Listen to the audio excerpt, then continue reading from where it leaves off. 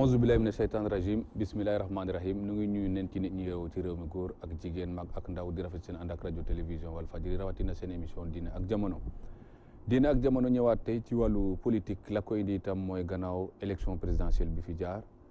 te président Macky Sall jëlaat ndam li pour second mandat loolu itam nag ñuy waxtaane tey gannaaw élection nag boo ko waxee wax la ca kanam li ci kanam nag ñu bëri gis ne nañu dafa lëndëm ndax gis nañ ci loo xamante ne daal dalul seen xel ñeneen nag bañ a xool moo fi nekk waaye lépp leer na loolu dem nag ba indiwaat yoo xamante ne dañ ko sumb muy waxtaan dialogue boobu nga xamante ne président talalaat na loxoom waa ku jégi mu nekkaat talal loxo boo xamante ne am na ñu ko nangu waaye am na ñu ko ñemewut sax waxatuma di ko wuyu ji loolu itam nekkaat tey débat ndax dañ ne réew mi faw ñu koy waxtaane te waxtaan boobu itam balaa mën a am faw ñaar toog ñaar ñooñu itam dañ gis ne seen toogaay lu xaw a jafe la ndax buñ ko tuddee ku nekk de ne balaa maa ñëw dinaa am nangam wala dinañ def nangam te itam fekk nguur itam day ne lii laa mën a waxtaane waaye lii duma ci mën a waxtaan loolu itam nekkaat beneen problème leneen la ca tegu itam mooy réew mi tey toll nañu ci mandat boo xamante dañ jàpp ne mandat bu war a liggéey réew mi la liggéey boobu itam nag am lu mu laaj ak ñu mu laaj loolu naka lañ koy tabaxee ba dem ci Sénégal boo xamante ne moo gën ci Sénégal yi boo xam ne liggéey la laaj te itam ñu bañ a toog rek di xiiroo ki ngaayoo wala boog ñu werante ci wàllu politique ñu ne werante boobu itam mënta ñàkk ndax itam dañ gis ne waxtaan boobu werante boobu mooy jur waxtaan te waxtaan bi itam fi la jàmm di génnee fii itam li war a jëriñ réew mi foofu la war a génnee te bu ko defee itam lépp lu ci amati tukkee ci ay élection wala yu mel nii ñëpp mën na àndu maase ci nangu te ñu ngi demaat ci yeneen élection incha allah muy élection locale tax ñu prier ci ay nit ñoo xamante ne dañoo fas yéene waxtaan ak ñoom ba xam fan la ñu toll ci waxtaan boobu ku ci nekk ak place ba nga nekk noo gisee ak loo xalaat ci yëf yi bokk na ci El Hadji Momar Samb mooy secrétaire général RTA-S moom mu ngi bokk ci Benno Bokk Yaakaar El Hadji Momar Samb maa ngi lay nuyu. maa ngi fi ak Abdou Karim Fall mooy président parti Pare Suqali Sénégal nekk ci coalition Idy 2019 maa ngi lay nuyu Abdou Karim Fall. maa ngi fi ak Cheikh Gueye di maire wu Jëppal Derklé bokk itam ci Idy 2019 coalition Idy 2019 maa ngi lay nuyu Cheikh Gueye. maa ngi lay fay Ousmane di nuyu suñu naataango yi di nuyu am mbégte teew ci émission. jërëjëf waaw ñu ngi xaarandi itam ku tudd Babacar Mbodj moom mu ngi nekk conseiller à la présidence de la République moom itam bokk ci Benno Bokk Yaakaar kon mbokk yi ñu ngi rafet seen teewaay yéen ñëpp ci suñu plateau li ñu waxtaane tey mu ngi aju ci gannaaw élection bi itam nag am loo xamante ne jur na ko ci ay waxtaan waaye jur na ko li ëpp ci coow ndax coow li itam mooy am na ñu wee ba léegi di bañ ne président Macky Sall jël na ndam li bokk na ci coalition Idy 2019 bi teew fii ñu ngi récuser ba léegi wala ñu bañ légitimité président bi leneen la ca tegu dañ jàpp ne mbir mi dañ koo fokkati waaye jaarul ci yoon ñu ne nag la des ci mbir ma tey ñu ragal mooy li leen dal fii dalaat leen feneen te itam ne na mbir mi li koy organiser moo leerul ba noppi moo tax élection mënu cee leer El Hadji Momar Samb bi nga déggee loolu ndax yow bokk nga ci ñi yaakaar ne yëf yi coow waratuloon am waaye waxtaan rek moo ci waroon tegu comme ni ko président woote dialogue te di ñoo xam ne wax dëgg yàlla yàgg nañ ci langue bi di xeex ngir luy jariñ askan wi nuyu tamit say ñi nga xam ne ñooy say téléspectateurs ñi safoo rajo bi ak télévision bi yëpp di dellu di jaale rajo bi ak télévision bi ci génn àdduna Sidi ak quand même dafa am lu ñu boole woon loo xam ne xëy na duñ ko mën a wax fii waaye bind nañ ko ñun ci suñu journal rendre ko hommage keroog bi mu génn àdduna ñëwoon naa fii tamit ba jot a yónnee sama njaal bu loolu weesoo damay wax ne élection yi fi jaar bokk na ci élection yi gën a rafet ci taar ci organisation maanaam niñ ko tabaxee ak niñ ci jaaree jàmm jiñ ci am te mu sut njott li xam ne moom la ñu bari amoon ba amoon tiitaange ak li ci génn lépp feeñal ngañaayu président Macky Sall waaye li njëkk am solo njëkk a rafetlu mooy taxawaayu askanu Sénégal ndax lu mu metti metti lu wax ji bari bari lu mu tar tar ñoom bis bu jotee dinañ def lu ñu war a def dem toog seen kër foog ñu sargal leen ci delloo leen njukkal dama am yaakaar ne ñoom boo seetlu histoire Sénégal nga seetlu rek Ablaye Wade après Diouf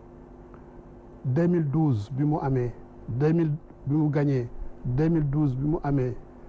bi ñu ko gagné 2007 lépp noonu lay demee ñi dañ wax waaye bés bu jotee ñoom dañuy dem def lu ñuy def toog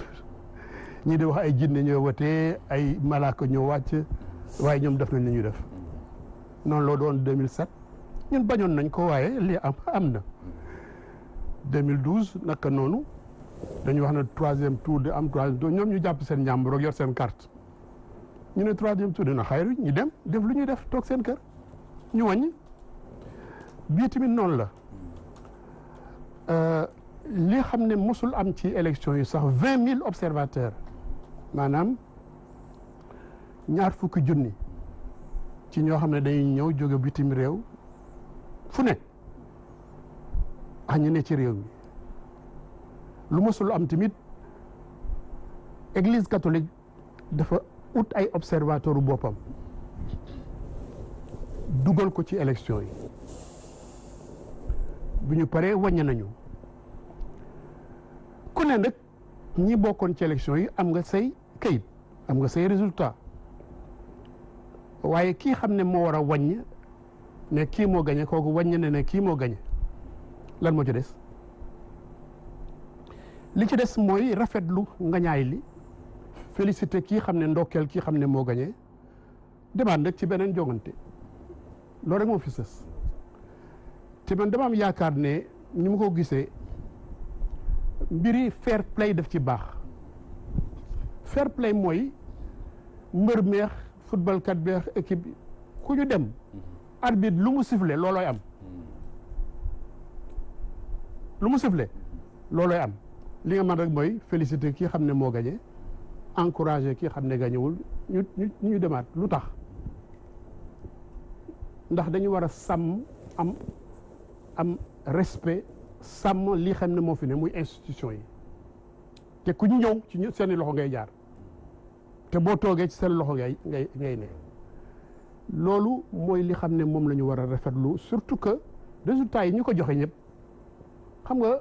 benn bokk yaakaar mën naa am résultat am xayma waaye di am ay seen résultat xayma ñeneen noonu waaye li xam ne mooy dogal bi du jóge ci ñoom ma fàttali processus bi li tax man ma gëm ne élection mën nañu ko sàcc mooy dañuy dem ci bureau de vote yi ku ne am nga fa sa ndaw ñu toog ñu wote liste bi benn la Cheikh Gueye ñu bi woo turam mu joxe carte d'identité ñëpp di ko dégg ku nekk yor nga fiche ñu ne coché leen page tel nga coché mu wote dem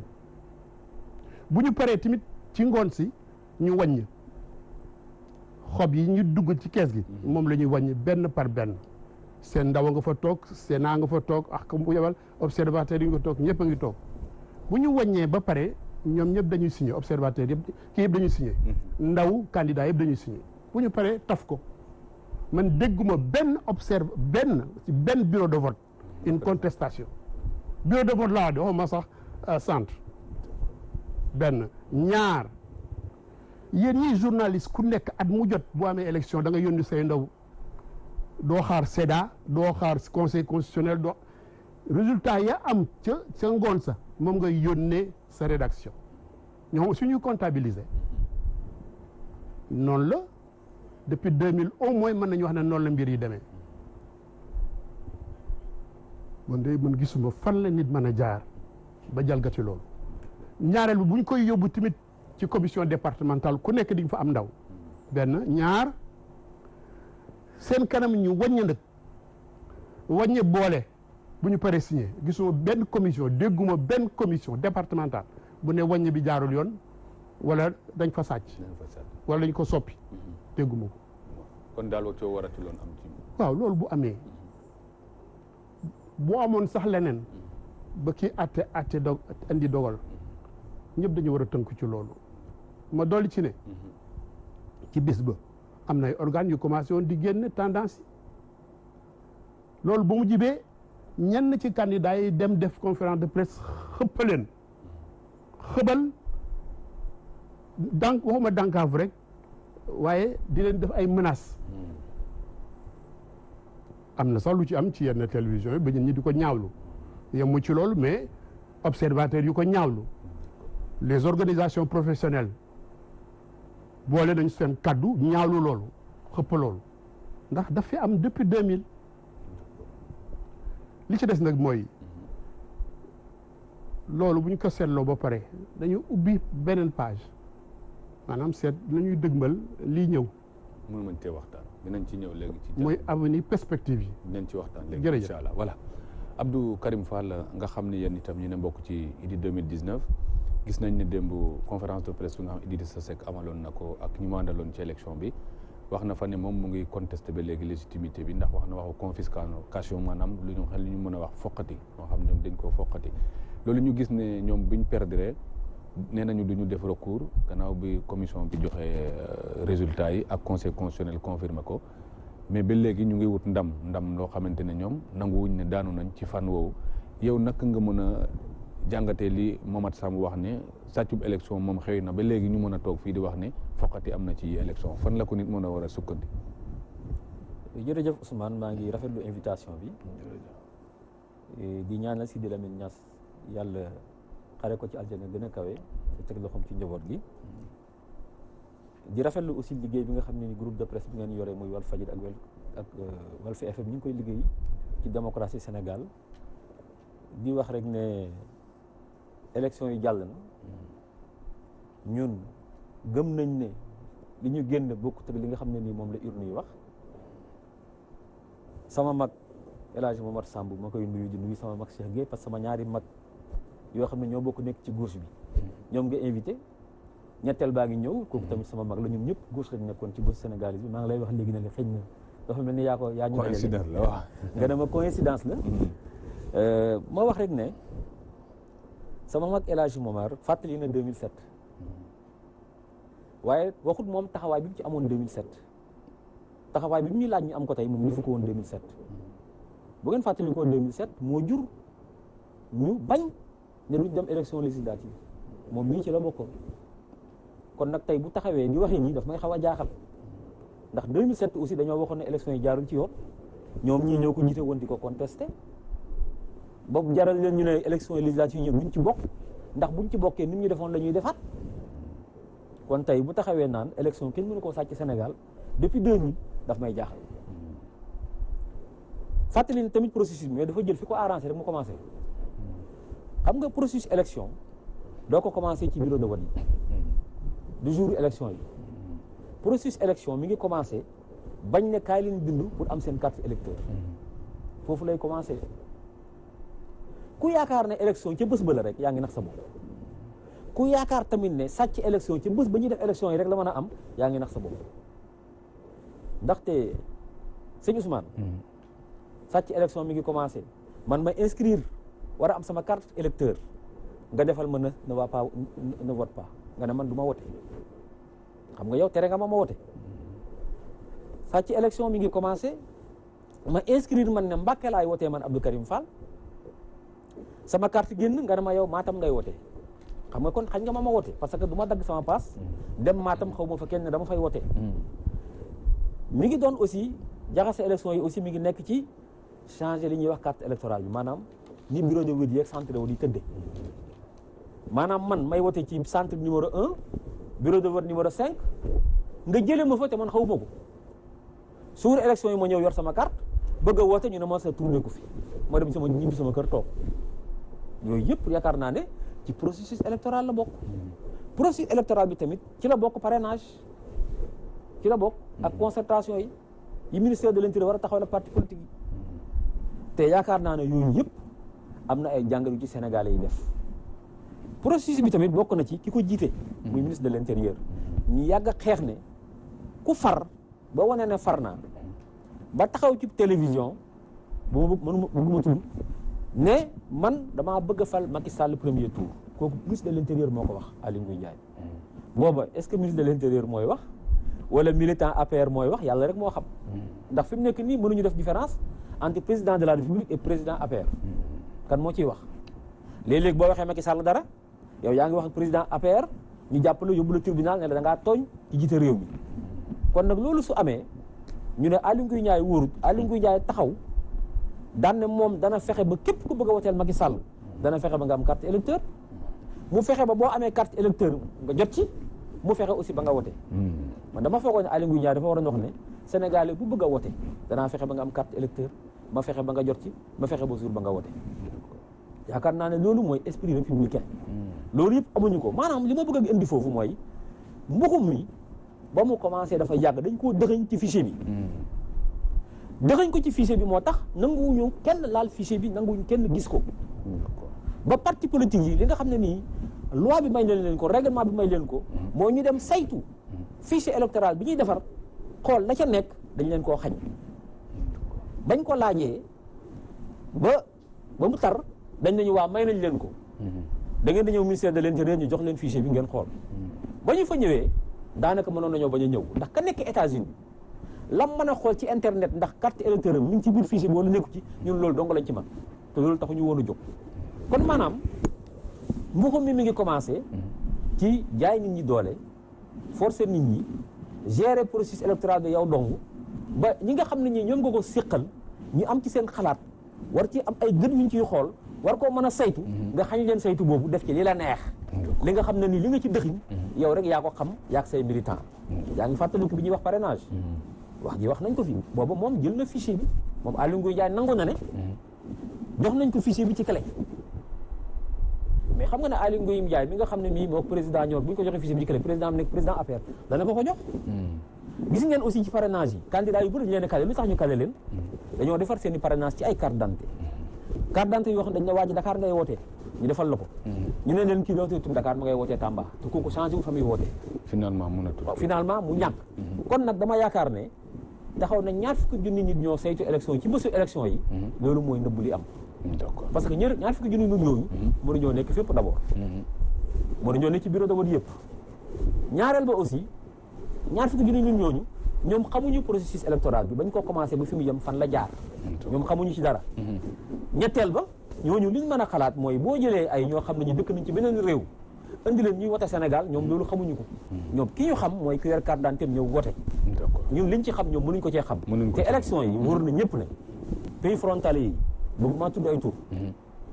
boo demee ci yoon côté gànnaar jégg nañ frontière bi wane nañ bisi boo xoolee réseaux sociaux yi sax gars yi firmé nañ leen ñu ñëw traversé ñëw wote parce que nan nga mën a comprendre leen région boobu ñuy wax ñuy tudd mu wër Fuuta lu mat téeméeri junni ak ñu tegal ci électeur yokku fa ci diggante élection législative ak élection présidentielle ñëpp xam nañ ne lu toll noonu ci ay doomu aadama yokku fa kon nag ñun li ñu bëgg a wax foofu mooy élection yi sàcc ba du ci jour ba rek sàcc ba dafa yàgg ñu dëxañ ko ci fichier bi tere ñenn ñuy woote parce que ñi ñu tere ñu woote dañoo xool ñoom axe Dakar Thiès Mbacké ñu ne axe bi favorable ñu daawuñu favorable léegi li ñuy def mooy fexe ba ñii ña nga xam ne ñii ñoo fay gën a mën a wotee pour jële fi nguur muy jeunes yi jox sax jeunes yi ñoo ëpp lu ñuy wote changement ñu xañ leen ba ñoom duñ jot seen carte électeur wala buñ ko jotee tamit dañuy wotee feneen wala sax buñ jotee seen carte d'identité ñu ne leen yéen mënu leen a wote kon nag yaakaar naa ne ndëgg sërëx yooyu yëpp bu tegee ci processus électoral bi ñun duñ mën lu def lu dul bi sama mag El Hadji Momar Samb defoon 2007 moom ñoom Ablaye Bathily ñoom Landing Savané ñoom ñëpp loolu lañ defoon 2007 daati bañ ak Moustapha Niass ñoom ak ñëpp daat ak Tanor Dieng daati bañ ne élection yi jaarul yoon léegi sax waxuma la xeex élection yi rek mais duñ bokkati ci élection sax ñu boycotté ndax kon lañ ñu defoon rek la ñuy defaat léegi nag bu changé discours man daf may jaaxal d'accord donc man yaakaar naa ne Abdou Karim ci loolu mën naa ci daaneel en attendant incha allah dinañ ci dellu soit léegi Cheikh Gueye bu lii amee nag nga xam ne toll nañ foofu ñii bañ ca tolloo am na lu ñu defoon yéen itam tey gis nañ ni yëf yi toll na foo xamante ni am na lu logique laaj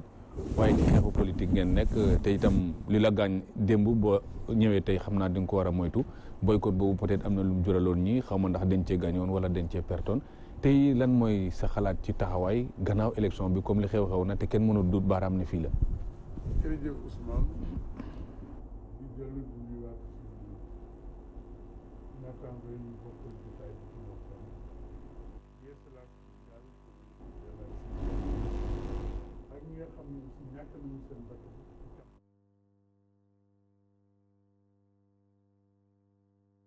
waxtaan bi leer na ba pare Abdou Karim ba indi na ci lu bare bare bu ma dégloo suma mag El Hadj Momar Samb am na jàngat bu ma ci am mi ngi rafet lu observateurs yi ñëw lim bi nu toll mais observateurs yooyu kañ lañu fi ñëw ak ban biir la ñu def ci dëkk ak ci yan gox la ñu nekkoon ci réewu taax yi demuñu ci bureau de vote ak dëkk yi am ci réew Sénégal yëpp pour teew comme rajo yi ak télévision yi conférence de presse bi ñu def aussi xabaluñu benn journaliste wala benn rajo ndax journaliste wala rajo liggéeyam mooy joxe résultat bureau de vote waaye liggéeyam du kii mooy gagné wala kii mooy ñàkk loolu du rôlu journaliste am na ci benn waa ñu nekk sax RFI man ci sama bopp maa ko woo ni ko yow li ngay wax mu ne waxuma leen si la ñu def rectificatif RFI ni ñoom waxuñu kenn ku gay sañ-sañ bi ñu gisoon ci taxawaayu rajo yi ak journaliste moo doon bureau de vote bu fa nekk génne résultat ñu ne de bureau de vote bi résultat bii la génn waaye àgguñu ci diw mooy gagné premier tour dana am wala deuxième tour dana am c'est-à-dire lii bees te ñoom sax ñu dëgg boobu ba léegi njëlbéen ba léegi. mooy élection kenn mënu ko sàcc xam nga sàcc bi yor ay pexe yoo xam ni pexe yu mucc ayib la noo def mu sàcc la te naan la sàcc kenn mënu ko def loolu mooy yéeme dinaa la ci dut baaraam yoo xam ni xel mënu ko kii tuuma lu leer laa lay wax lu xel mën a nangu Abdou Karim am na yu mu ci indi léegi gis nañu ni bureau de vote yi lu mu bari bari mënut a weesu 500 boo jëlee benn bureau de vote boo xam ni 386 votants la war a am El Hadj Momar Samb wax na ko boo déggee ci bureau bi dañ naan la Cheikh Gueye nga ni waaw ñu xool ndax yaa ngi ci fichier bi bu ñu la gisee ci fichier bi ñu jox la enveloppe bi nga dem ci urne bi voté ñëwaat signé dugal sa loxo ci encre bi lu mu néew néew daa fa def 2 minutes ëpp na 2 minutes sax mais 2 minutes prenons 2 minutes boo jëlee 2 minutes par votant ci bureau boo xam ne am na 386 votants daf lay jox 766 minutes 766 minutes 12 heures de temps la maanaam ñi ngi wote 8 heures ba 10 heures wala 9 heures ci guddi kenn mooy gis ci Ndakaaru wala feneen ñu prolonger vote bi ba 9 heures ci guddi wala 10 heures ci guddi amul mais benn mbir nga loolu xel mënu ko nangu loolu mënut a nekk ñaareelu mbir bi boo jëlee résultats yi ñu joxe woon ci législative yi ak li nga xam ne moom la présidentielle yi génn ci département Dakar yokk na ci lim boo nga xam ne mi ngi toll ci 117 955 117 955 yooyu 97 672 yëpp Macky Sall la ñu woteel loolu mën na yenoonu maanaam sur 117 955 yu bees yu voté 97 672 yëpp voteel Macky Sall xel mën na nangu loolu ça veut dire ay lu ñu def la lu ñu préfabriqué la ba noppi moo tax keroog ba journaliste yi laaj président Macky Sall opposition dañu bëgg keneen ku bokkul fenn ku organiser élection yi dafa tëb ne leen du ma ko def du ma ko def du ma ko def boobu xam na la ñuy def et li mu wax léegi leeral na ko Aly Ngouille Ndiaye ci boppam nii képp kuy voté Macky Sall dinaa fexe ba nga jot sa carte dinaa fexe ba nga voté mais ñii voté lu ñu Macky Sall rek te lii nga xam ne moom la joxe ci résultat yi mais am na ñu ko wax sax laata résultat yi génn ñëpp dégg nañ ko ni daañu gagné premier tour 58%. C'est-à-dire lu ñu xamoon la même boo gisee seen affiche yi dafa génne njuumte boo xam ni xel mën na ci bàyyi dara da ngay gis ñu naan la Dakar vote Macky Sall au premier tour mais élection yu jëm ku la ni premier tour la jëm wala deuxième tour c'est-à-dire ñoom xamoon nañu ni premier tour bi noonu lay amee 58% la ñu def am na ci leneen loo xam ne moo gën a garaaw Ousmane gis nañ ko ci élection yi da ngay jur sa doom mu tudd El Hadj Momar Samb né le 10 janvier 1978 wala 1977 am numéro nga gis beneen waay bu am le même numéro ñu defal ko carte d'identité ci numéro boobu mu ñëw voté wallahi et ñu ngi ci liggéey c'est-à-dire xale boobu ëllëg bu màggee ba wut kayit mën nañ ko yow numéro ba nga amoon juddoo ñu déclaré lu ko am na keneen kuñ ci defal carte d'identité mu ngi koy voté loolu lu ñu gis la waxuma laa nag transfert de vote yi nga xam ne gis nañ ko aussi am na yu ci Abdou Karim wax ñenn dañ la wax non ñooy xale yooyu dañ leen doon initier ci nan la ñuy voté waaw xale yooyu bi ñu leen doon initier ci noonu la ñuy voté candidat yi amoon tey amoon na jamono jooju bulletin ya fa nekkoon amoon na ci jamono jooju bulletin Idriss Seck bulletin Macky Sall bulletin Madické bulletin Issa Sall bulletin Sonko moo fa nekkoon bañ leen di initier waxu ko daanu ci saret la c'est-à-dire li yéeme mooy façon sàcc bu mel ni dafa jéggi dayoo ba nga xam ni nit mënul comprendre naka la ñu defee mbir mu mel ni mais mi ngi commencé di feeñ moo tax opposition bi nen la dañu génne kayit yoo xam pour wan fan la ñu jaare ba def lii nga xam ne moom la ñu def moo tax tey jii buñ naan nañu woote ku jégi di waxtaan ak réew mi ndax mi réew moo ko jëm jàmm moo ko jëm mais jàmm ji am ci réew mi du ci pouvoir bi du ci opposition bi askan wi moo bindoon noonu ñu sant que askan wi nag mais askan wi am na ci loo xam ni mënu ko nangu te mënu ko dégg moo tax may rafetlu taxawaay bi nga xam ni opposition bi am nañu leneen war mooy wax ak askan wi li nga xam ne xel mën na ko nangu ak li nga xam ne xel mënu ko nangu askan wi bu boobaa dana xam moom ban taxawaay la war a am ci mbir mi nga xam ni bëgg nañ ko soxal nit ñi te loolu feeñ na ci bureau de vote bu ñu jógee ci biir waxtaan dinaa la génnaale yeneen mbir yoo xam ni dafa lay yéem ci pexe bi ñu génnee ba def lii ñu def. d'accord nañ ci dellu si démb ci déclaration Idriss Seck ak coalition bi. ñoom fa ñu saxoon ñu sax ku bëgg jàmm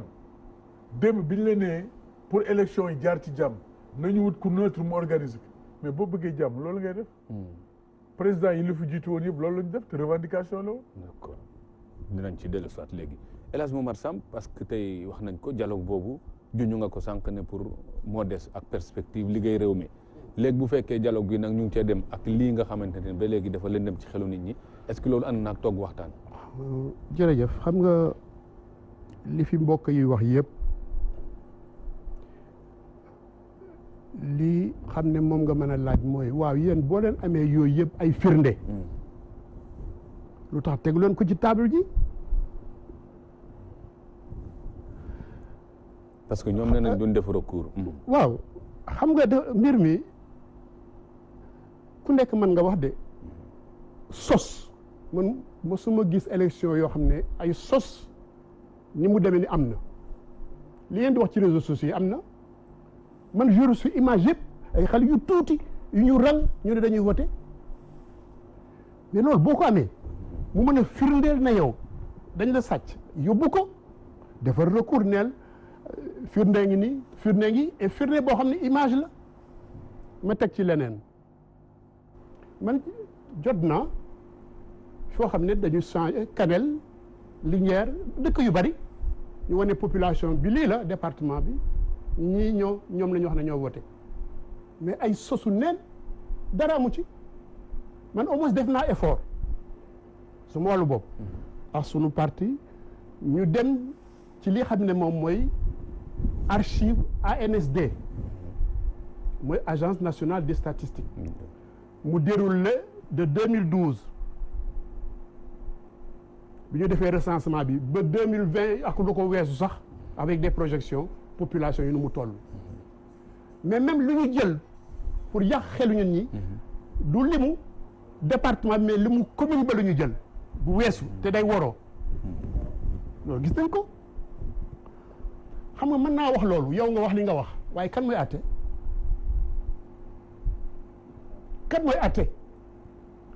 kii àtte ñu ne la am nga ñetti fan pour wax lii la neexul lii baaxul nga joxe ko nga ne du ma ko def mais presse bi génne na résultat yoo xam ne ci waa Idy 2019 la génne waa presse bi ci boppam bëgguma tur yi ñoo génne ne waroona ak ñoom lu ñu jot benn ñaareel ba am na benn observateur boo xam ne société civile lu ñu wax mooy ñoom lu ñu gis moom méngoo ak ñoom yi ñu am bu leneen amoon ñu génne ko du ma dellu si nag ci processus électoral xam nga lu tax parce que dama bëgg ñu waxtaanee li ñuy jëmal kanam même li ñuy wax fii sax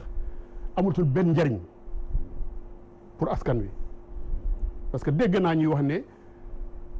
on a confisqué la volonté des populations volonté boobu fan la feeñ wala ay jinne ngeen pour xam volonté boobu mën ngeen ko natt ci taxaw rek gis nit ñi xayma ci say xelu bopp loolu amul ci àdduna la volonté des populations s'exprime à travers l'élection le jour du vote le suffrage ni avant ni après te loolu nag mooy seen njuumte xam nga ñoom yaakaar nañu ne je vais revenir à ça ñoom ñoo yor réew mi maanaam askan wi lépp ci ceeb limam ñoom la ñu àndal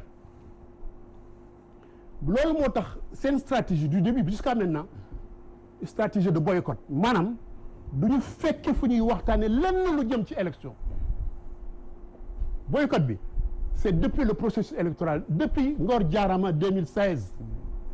ba ñu indee pour ñu waxtaan 5 points ñu ñenn ñëw dollu ci 12 points ñu waxtaane ko fa la ñu tase li mujj mais yow na nga mën a yow fichier électoral bi processus électoral bi Macky moomu ko Benno Bokk Yaakaar moomu ko ñoo ko bokk ñu wootee waxtaan ci loolu nga ne doo ñëw ñu wax audit comme nañ ko daan defee toutes les années à chaque fois ba amee échéance audit boo xam ne dañuy yónnee li ñuy wax appel d'offre experts internationaux gagné ko ñu ñëw saytu ñu ne duñ ca bokk c'est que man dafa am loo xam ne mënuma ko comprendre benn neexul dégg ñaar mais fi ma ko mën a féete rek mooy ñii daal dañu am yeneen lu ñu yaakaar yeneen pexe yu ñu am yu dul jaar fi ñu war a jaar loolu rek laa ci mën a tontu mais li mu wax nii ay bind nañ kële mu jóbbu ko fële bind nañ kële gis nañu ñu jóge fële ay kaar mais loolu ban dama yéemu xam nga lu tax waaw loolu bu amee lu tax ñoom seen ñi leen ndaw yeneen toogal foofu dafa ñu observation objection joxe ko mais lu tax dafa ñu objection bërëb bu mu amee ñu def ko bu ñuy toog di voter amul ñaari fichier benn fichier bi la ñuy contrôler say ndaw a ngi toog samay ndaw a ngi toog ñu ne Ablaye mu ne naam ñu ne ko ñëwal mu ne kartam mu voter boo leen fa jógee nag ne am na yeneen fichier lii la daal dafa jaar fii ay wax la rek man li ma jàpp mooy lu leen dal ci wàllu yéen a ko teg seen bopp te gis nga nit bu bëggee baax ci àdduna day xool boppam day xool jëfam day xool démbam xool teem jàng ci nag nga nit du ne fa mu newoon rek démb di xool boppam rek démb day xool boppam ci àdduna lu muy dox war na fi ne en 2007 waaw moom dafa yéemu en 2007 mais 2007 2012 2019 nga yaakaar ne ak Karim yow yaa ngi woon LD léegi nekkatuloo LD lu tax yaa ngi woon LD keneen ak yéen a ngi idi lu tax mooy lan mooy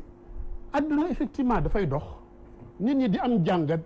di seet nu ñuy taxawee ci mbir mi mais li feeñ suñu kanam te man bëgguma waxtaan boo xam ne danga naa kii lii la meloon démb kii fi la ne woon démb day personnaliser débat bi bu ñu bëggee waxtaan askan wi nit ñi dañ leen wax loo xam ne dafay jégg suñu jëmm ak suñu bëgg-bëgg ak suñu yéene dañuy wax loo xam ne njariñu askan wi moo tax mu jóg moo xam ne xam nga lu tax ñu boycotté woon en 2007 pour ñu ko xamul ba ñu génnee ci élection yi ñu contesté 2007 ci ñu doon wax jiddee wote parce que ñun yaakaaroon nañ ne mbir yi ni mu demee affaire yi ñu gis noonu la dañu bind dañu réunir en front Siggil Sénégal d'abord Cheikh Amath Dansokho tous les partis de l'opposition âge yi bokku ci woon à l'époque ñu bind Ablaye Wade pour wax ko dañu bëgg ñu waxtaane mbirum élection yi passé seet nu ñuy dëgmale yi ñëw muy législative yéen ñëpp suivre ngeen ko Ablaye Wade ne waxtaan du fi am waxtaan du am ñoom gisuñu sax la différence qu'il y a entre cette attitude de rupture boo xam ne Abdoulaye Wade dafa nekk du waxtaanee dara saaga yi commencé et cetera vous vous rappelez ça ñu ne nag ginnaaw noonu la te ñun óoluñu lii nañ def fula mooy du ñu dem yéen ngeen ne lii baaxul depuis le processus gis ngeen loo xam ne nangam tey na seen xel mais terewul ngeen bokk ci élection yi avec les règles mooy am na un juge électoral am na une technique électorale am na un processus électoral ngeen nangu lépp nangu ñu càmbar nangu parrainage bi wax li ngeen ci wax yëpp dem kii war a juge ngeen ne doo ko nangu c'est de l'irresponsabilité xam man damay yéemu ci ñi def politique ci réew mi fii opposition seen xel lan la parce que effectivement attitude bii gën a responsable mooy boo ne mbir yi dañ ko toje ci jàlbeen ba doo ca bokk noonu la ñu defoon 2007 ñu ubbi une alternative ma indi leneen xam nga wax ji mënoo ko topp lépp lu tax parce que dama yaakaar ne ay républicains ñoo xam ne askan wi ñuy wootoo dafa am ay ponk ay institutions yu fi ne yuñ fi teg nga bëgg nga bañ mu baax mu bon ñoom ñooy atte yow mënoo nekk ci acteur bëgg atteel sa bopp nag boobu daal mooy doxalin bi nga xam moom loolu c'est irresponsable ma wax ci ba teg ci leneen pour expliquer donc boycott j'ai été clair defe naa ne en 2007 te 2007 du 2012 2012 du 2019 ku ñu ñam ku xool histoire am ku ci ne di nga xam ne la nga ne woon démb xëy na neewtoo fu tey la nga daan xalaati démb am na loo ci soppi am na loolu àdduna jàngal man am na lu ma àdduna jàngal waaw man nangu ko nag nangu njuumte ci yenn taxawaay yi démb jubalaat sama taxawaay ngir lan ngir li ma taxaw ne njariñ askan wi rek moo ma tax a jóg ma mën cee taxaw ma rappelé fichier électoral bi wax naa ci li ma ciy wax ndax yaakaar nee nañu 15 000 centres de vote moo amoon bu dee 20 000 observateurs au moins fu ne mën a yóbbu kenn benn mais loolu yëpp ay wax la yoo xam ne dañuy wax ma teeg bi mu wax ma teeg bi amul solo ma daaneel ci lenn rek gis nga volonté populaire ça ne s'exprime pas par looy xeeñtu wala looy nattax say bët wala looy nattax say nopp wala sa làmmiñ benn rek moo am la volonté populaire s'exprime en démocratie parce que à d'autres circonstances ça peut s'exprimer dans la rue parce que rappelez-vous le 23 juin nous avons une volonté populaire s'est exprimée face à un pouvoir sur la question du changement de la Constitution mais malgré tout on est allé aux élections c'est le moment où la volonté populaire s'exprime dama ne loolu benn sàcc mënu fa am jarul ñu koy ragal ci biir kon mais dafa am loo xam ne man dootuma ci sax tontu di ci wax ay waay man gis naa man am naa ay mbokk yoo xam ne billaay malheureusement mënuñu voter parce que ils ont eu un problème d'accord mais yéen dégg ngeen sax am na ñoo xam ne su ñun am nañu wotewuñu mais loolu fépp lay am xam nga lu ñuy nett ñii gëstu di seet dañ naan même buñ ne lim bi tàng la te xam nga loolu day indi sax waxu yàlla mooy nga nit mënul matal dara marge d'erreur daal dañ koy toujours d'accord bi ñu defee audit fichier bi dañ ne 98 y a une marge d'erreur de d'accord bi ñu joxee kii carte électorale yi même chose mais am na fu ñu toll ci lim boo xamee ne mais na nga mën a wax ne dañu dindi kii ndax xam nañ ne day woteel diw yow noo mën a xamee ne téeméeri nit ñi wala ji dañuy woteel diw c'est pas possible d'accord kon gisoo foofu daal logique man bëggatuma dellu ci waxtaan woowu xam nga lu tax dama wax sànq ne man dafa am fu mu féete ñoom dafa am fu ñu féete ku wax rek dañ naa kii fu mu féete moo wax boobu kenn du atte dama bëgg ñu wax loo xam ne ala kulyaalin xel mën na ko nangu ci nde mbir boo ci duggee bu dee fulla ak fayda bi ngeen di woote am na da ngay toll foo xam ne nag da nga naa man du ma bokk mu jaral la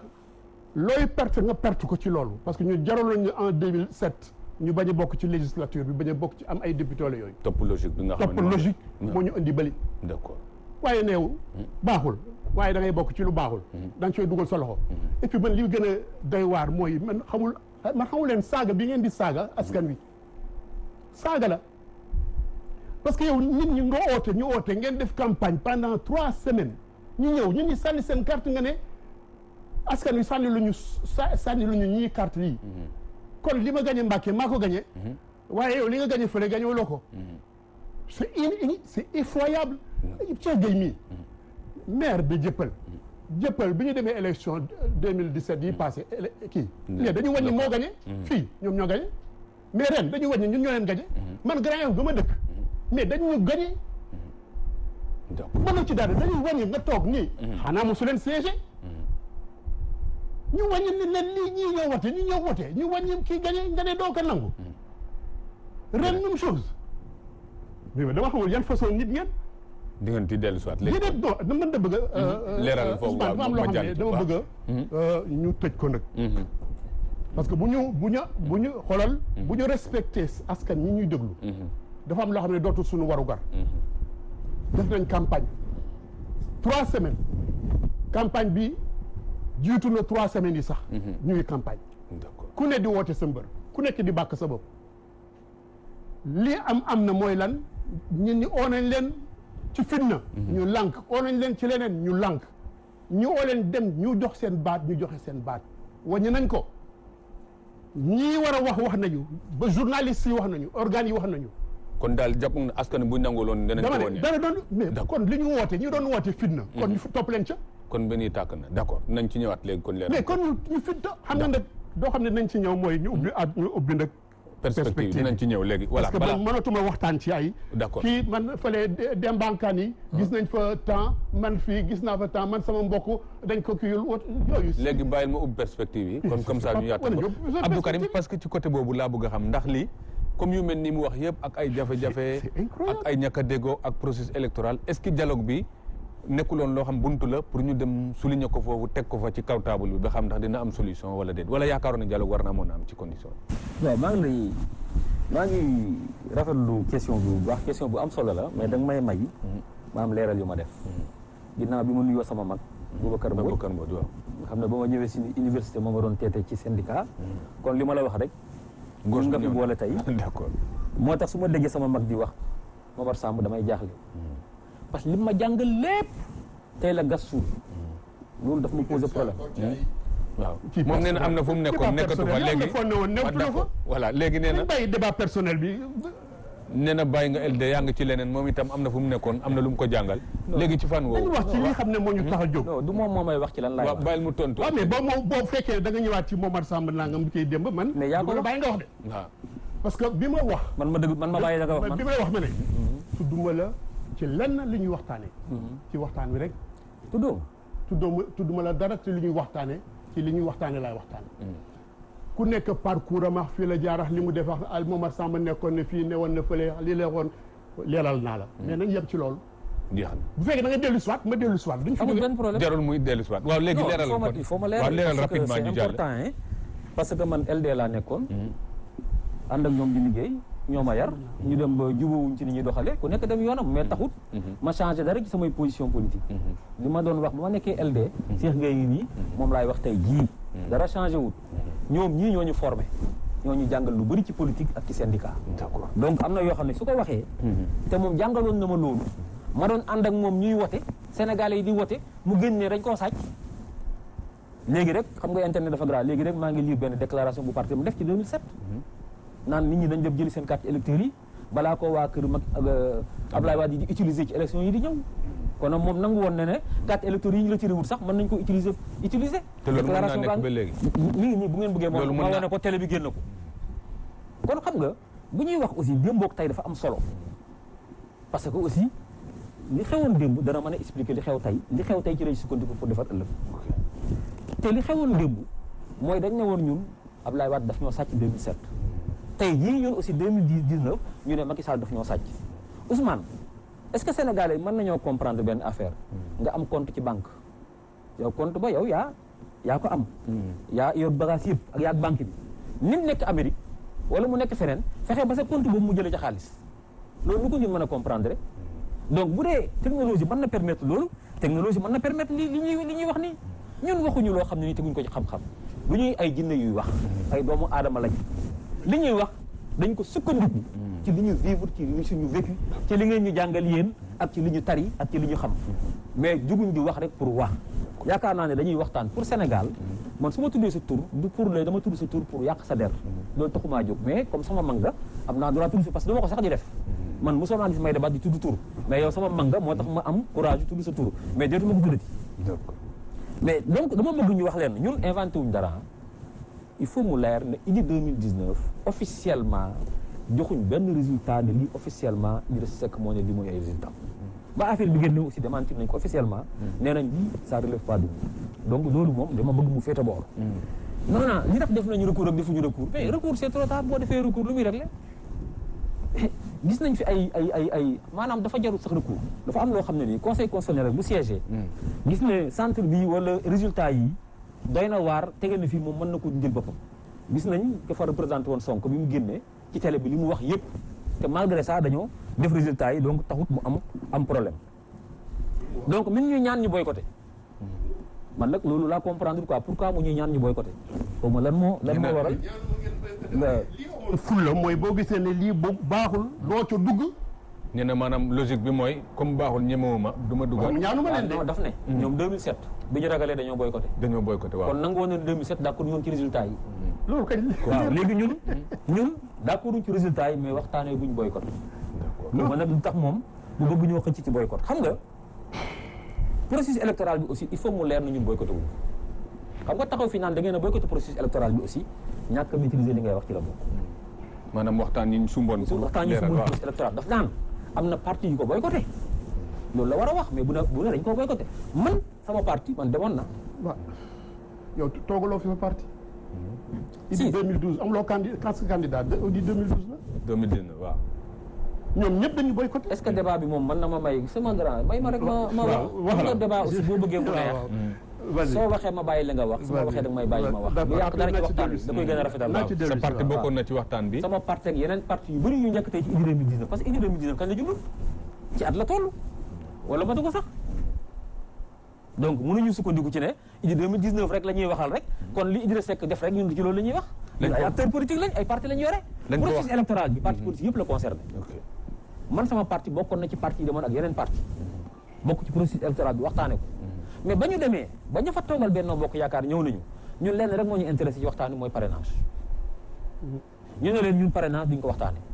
parce que bokku ci débat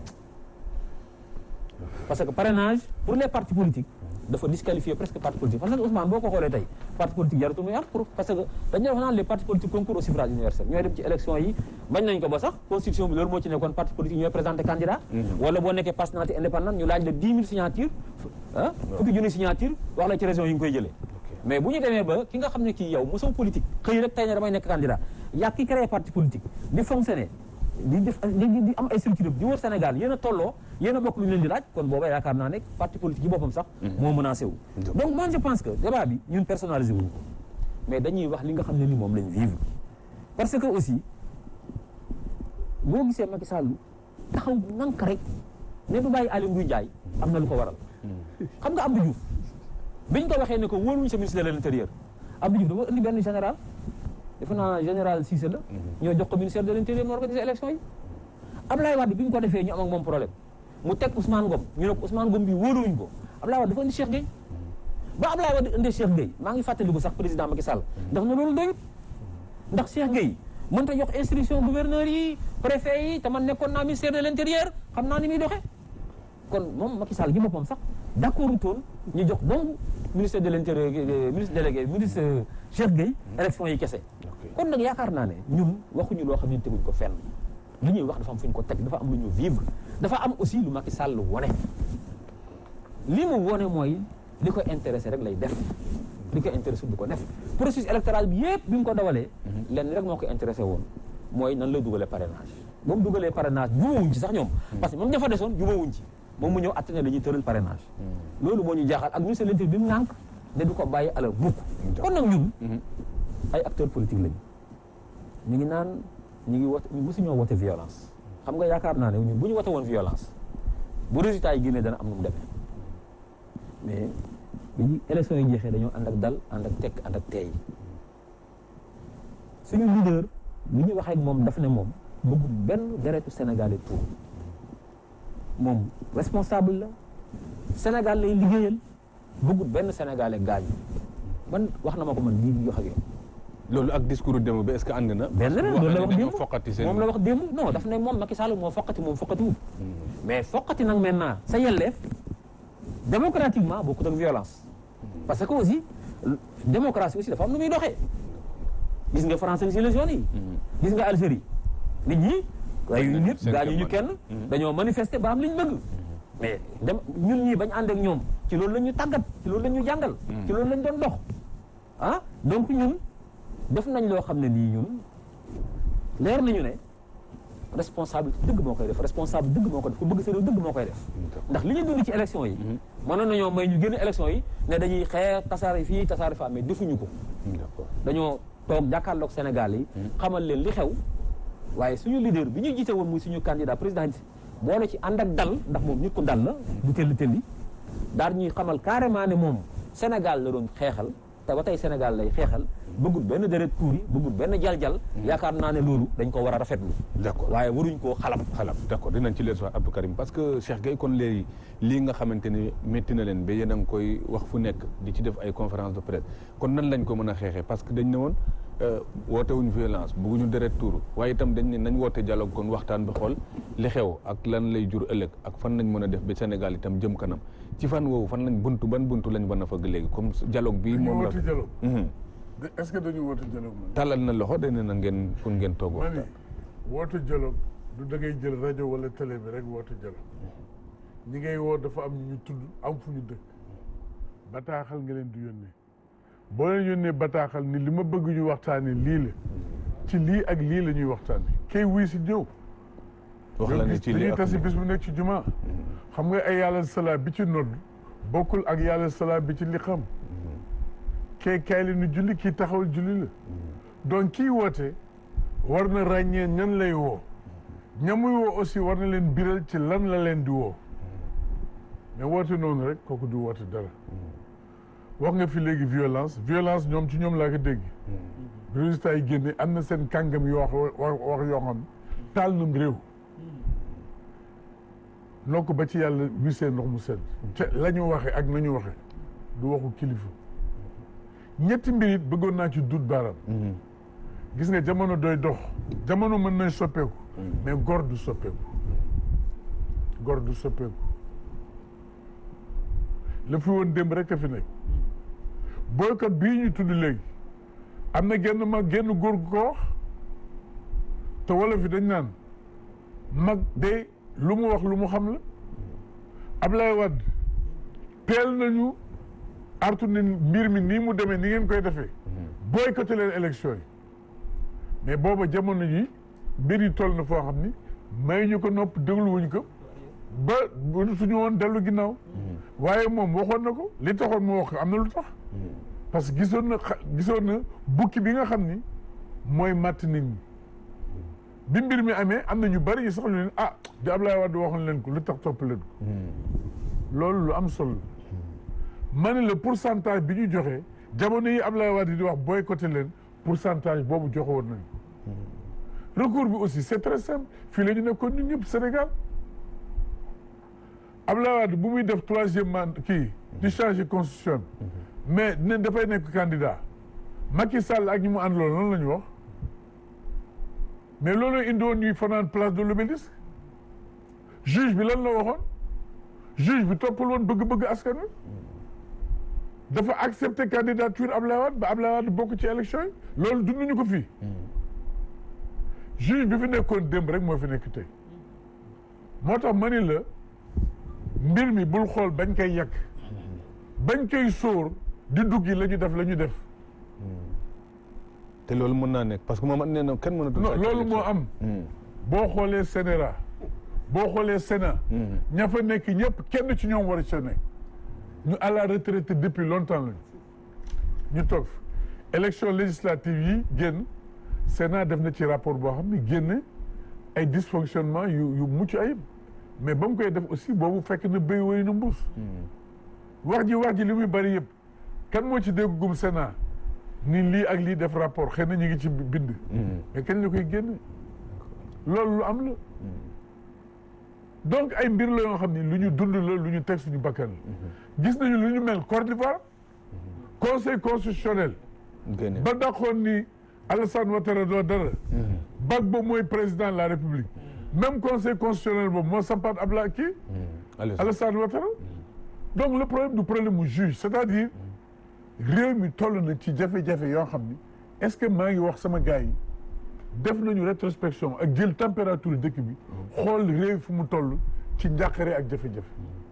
c'est-à-dire confiance boobu sax fi ñu toll amatul ay juges yoo xam dem nañu ba à la retraité ba jeexal nga dëj leen fa te wolof dafa ni ku ëmb sa sànqal ëmb sa sutura ëmb sa kersa loolu yëpp dem na ci réew mi te loolu yëpp opposition bi gisoon na ko ba di ca dut baaraam keroog bi opposition bi nee nag xaar bi ëpp na nañu def délégation dem xool fichier électoral bi mais wax na léegi lan lañ ci jële wallahi billahi wa taalahi dund naa ko fii ñoo xam ne Derklé bii la ñu juddoo ba ñu dalee di voté ba léegi école Derklé 2 la ñu juddoo keroog bi su voté dañuy ñëw ni ma man ñu ngi ma yóbbu bureau numéro 6 rue 10 lu tax loolu man na ko nga ne mun mooy bi ñu xoolee ci fichier bi effectivement la ñu jël seen oto dem bureau numéro 6 rue 10 te fii lañ daan tàmm di voté ñoom waxuñu ñu déplacé leen waxuñu def leen xëy na moom jaral na ko mu dem voté mais am na ñu bari ñu nekk ci kaabu mel noonu voté wu ñu keroog gis naa aussi billahi wallahi wa taalahi ku ñëw ba war a voté aksi ñu xool turam ni ko voté nañ sa place ba noppi yow mënuloo voté te voté wul loxoom dugal ko ci ànkal waaw yooyu kenn du ko wax nga ne non yooyu yëpp nañ ko jàll ci ginnaaw te dëgmal li ñu wax te dëgmal li ñu dëgmal ma ne ku sa gémmiñ di nàcc doo wax jàmm pexe yi ñu def ba def lii ñu def ba am lii ñu am ñu programme ko du ñu ko bàyyi fekk leeral luñ ko ak askan wi mu leer nañ ñu xam lu ñu wax du waxu kasaw du waxu jinne wax lu xel ak nit mën a dégg la wax naa ne léegi bureau de vote boo xam ni 386 votants ñoo fa voté munta nekk bu fekkee ni électeur bu nekk def na 2 minutes ci acte bi ça correspond à 12 heures de temps 12 heures de temps mooy 8 heures ci suba sans interruption ba 10 heures ci guddi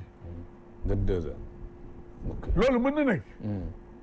mais loolu xel mënu ko nangu te loolu am na ci vote bi mais am na ci vote bi xoolal bureau de vote yi nga xam dañ naan la même 400 boo defee le cumul y a 400 votants ou 396 votants dama la jox benn lim moyenne rek d'accord mais loolu xel mënu ko nangu Cheikh Gueye dinañ ci dellu soit Boubacar Mbodj maa ngi lay nuyu waaw voilà yegg si nga ci plateau bi kii bi dama amoon benn réunion bu xaw a débordé ok après circulation bi moomu téye woon ak embouteillage d'accord ñu ngi lay jégal kon waxtaan bi ñu ngi ci toll ci foo xam ne tey mooy élection yi fi jaar nga xam ne am na ñu ne élection yu leer la yu ñu surveiller bu métti bu mag waaye terewul ba léegi ñii dut nañu baaraam ci ay poñ yoo xamante ne am na lu moom a tuddee marge d'erreur yoo xam nit war na ko mën a nangu waaye loolu itam day nekk lu tolérable ak loo xamante ne xel mënu kaa nangu yow bi nga déggee lii nga xam ne mu ngi tegu tey lan ngay xelal nit ñi parce que nee nañu dañoo jël foqati loo xamante ne askan wi ñoo ko moom te loolu itam su boobaa mën nga am problème ak askan wi tey looy xelal nit ñi pour ci boobu ñu mën cee seen xel mën a dal ba ñu jëm ci waxtaan bi nga xam ñu ngi koy waaj a ubbi. waaw maa ngi jégalu encore ni ma ko waxee ci mbokk auditeurs yi ci tardé bi ma tardé xaw na jafe trop parce que fekk naa sama gars yi doo waxtaan bi. waaw tàmbali nañ. waaw ma daal dama xam ne élection moom lu nekk dund nañ ko fii Sénégal. bañ nekkee xale bi léegi. waaye souvent élection yu jaarut yoon opposition bi booba sax mun nañu wax Ablaye Wade. moom kese moo doon gën a incarner opposition fii. waaye dafa am lu mu doon demee. ak ñu doon ànd ak moom. ci contestation élection. alors contestation élection nag ñaar moo ci mën a am. résultat yi génn waa dëkk bi yëpp xalaat ne lii daal jaarul yoon. ñu manifester ko d'une manière ou d'une autre. génn wane seen bopp. loolu dund nañ ko fi di ñu joxe ay résultats je prends l'exemple de 88. jël ay opposants dugal leen ci kaso bi muy Dansokho Bathily ak ñeneen. peuple bi jóg ba état d'urgence am fi. mais loolu nag dafa mel ni dëkk bi daal wanewul lool. man loolu moom ma ci jaaxal. maanaam daal nit ñooy ful yooyu di contester élection yi dama leen gisul. mu nekk lu ma njëkk a jaaxal. nga jàpp ne ay politiciens rek ñoo koy. man de loolu laa gis. beneen fànn bu fi am moo di ne su fekkee ne processus électoral dañ ko documenté maanaam acte yi nit ñi di def yëpp dafa am kayit yu ñu koy bind di def ay PV même incident yi am parce que aussi ku fi nekk parti amoon candidat yaa ngi woon ci biir bureau de vote voilà donc su fekkee ne am na loo xamante ne jaarul yoon te ñoom ñu seede ko mais nañ ko bind jël PV yooyu am nañu possibilité recours parce que justice même soo xalaatee ne ci ñoom ña fa nekk du ñu ate dëgg wala Macky Sall ak nguuram lañ fa nekkal mais nañu def ñu bàyyi wax ji man de loolu laa ci gis ñaar yooyu daal moo mun a am jël ay kii documenté jël bureau de vote numéro tant il y avait tant de choses bind li nga xamante ne te souvent sax incident bi su amee ci bureau de vote bi balaa ñuy génn foofu président bureau de vote bi sax war na ci mën a wax baatam pour attester ne kii li muy wax dëgg la wala du dëgg man daal loolu laa ci gis voilà kon daal am nga ci njaqare ci li nga xam voilà man daal loolu moom jaaxal ci mbir mi affaire contestation bi dafa mel ni daal kuy contester dara wala di ko revendiquer te ñeme wu ci waaw man daal loolu laa gis ci opposition bi parce que ni ma ko waxee xalaat naa ne heure bi waroon na fekk ñu jël seen i preuve yëpp teg ko ci table bi parce que même su fekkee ne xalaat nañu ne juge bi ñi saytu élection bi duñ ci wax liñ ci yaakaar mais peuple bi mu ngi fi te am nañu xel di xalaat oui am nañu xel di xalaat mun nañu xam ndax lii ñuy wax tegu na ci yoon wala teguwul ci yoon voilà man daal li ma gënoon indi ci débat bi ma wax la ko tout de suite mooy perspective yi waaw parce que loolu aussi lu jar a waxtaane la dëkk bi mu ngi nii nit ñi fi mu nekk nii jàll nañ ci élection yi li ci war mooy ñu xool suba dëkk bi fan lañ ko jëmee ak lan la ñu namm président de la République mu parce que foofu nag problème la Tallal Cheikh Gueye wax na ko ñu ngi wax waxu dialogue mais dialogue boobu itam ci kàddu la yam te itam am na procédure bu mu waroon àndal benn ñaar terme de référence bu ñëwee itam ñoom waaw mais loolu dafa jotagul sëñ bi moom dëgg naa buy wax léegi sooy woote dialogue da ngay wax ci leen ngay dialoguer xam nga président bu jël quand même élection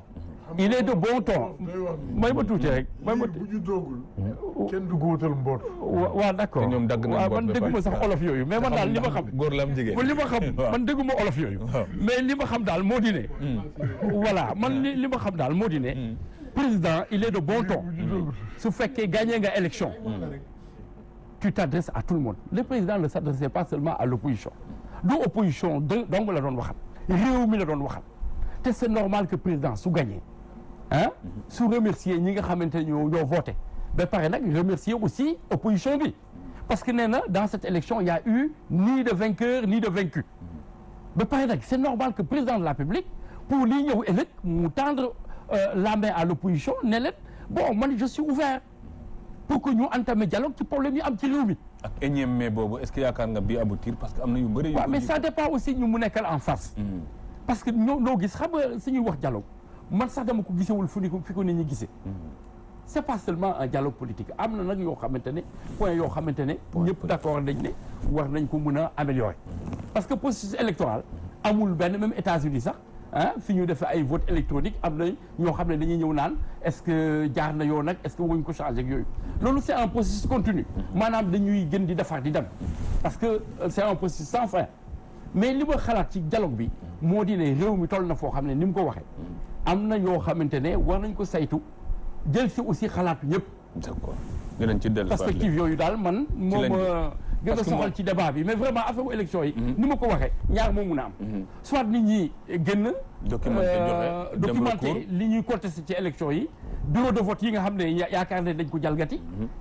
ak jalgati bi nan la demee ñu bind ko def ay PV mais joxe ko fi ñu ko war a joxe ñu xool mais damay contesté yow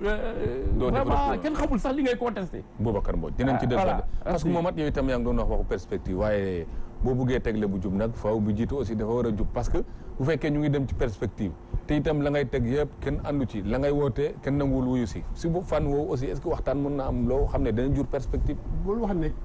kenn àndu ci astafurlah boog kon opposition bi waaw ñam na ñaar ñu d'accord am na ñaar wax leen la ñëw mooy PUR ak Madické ils sont dans des dispositions de répondre à l'appel au dialogue peut-être ñi am nañ ci xalaat dinañ ci tontu waaw non xam nga dafa am loo xam ne man mënuma ko waxtaanee daal. te li ma gën a yéem mooy xam nga nee ne ku judduwul du am mbootu. liir bu juddoo. yow xam nga sax yow sa soxna bu ëmbee ba am tool yéen diggante am na looy préparé. mbootu waaw déglu rek li ma wax yow tamit da ngay déglu mbootu benn léeg lañ ci leneen. dañuy préparé sëru dënk yi préparé mbootu yi préparé leneen préparé sax fu muy tëdd. nga wax mbootoo nga wax sëru dënk yëpp ci yëpp. lu ñëwagul sax bu fekkee ne commencé nañu gis ay signes dañ koy préparé dañ koy fexeel benn. nit nag bu amee ab jëmm fu mu jëm xalaat toujours xalaatam mooy jiitu muy war a liggéey gars yi am na lu ma xalaat daal am na lu ma séntu am na lu ma nisat am na lu ma yéene kenn mooy nit lu niteewul mooy nga bañ a def loolu ñaar xam nga man dama ne woon am na bëgguma ci dellu si mais dafa am loo xam ne li ñuy wax honnêteté intellectuelle dafa am loo xam ne mënuma ko bàyyi noonu quand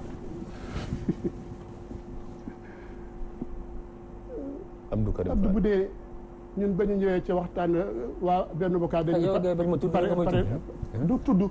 dama ne di leeral nit ñi di wax ne kii fu mu nekkoon nekkatu fa lu mu gëmoon gëmu ko kii am na sax lu mu si njàmbaas surfurle ko waaw mais loolu du ma ci tontu parce que moom xam na mu bu baax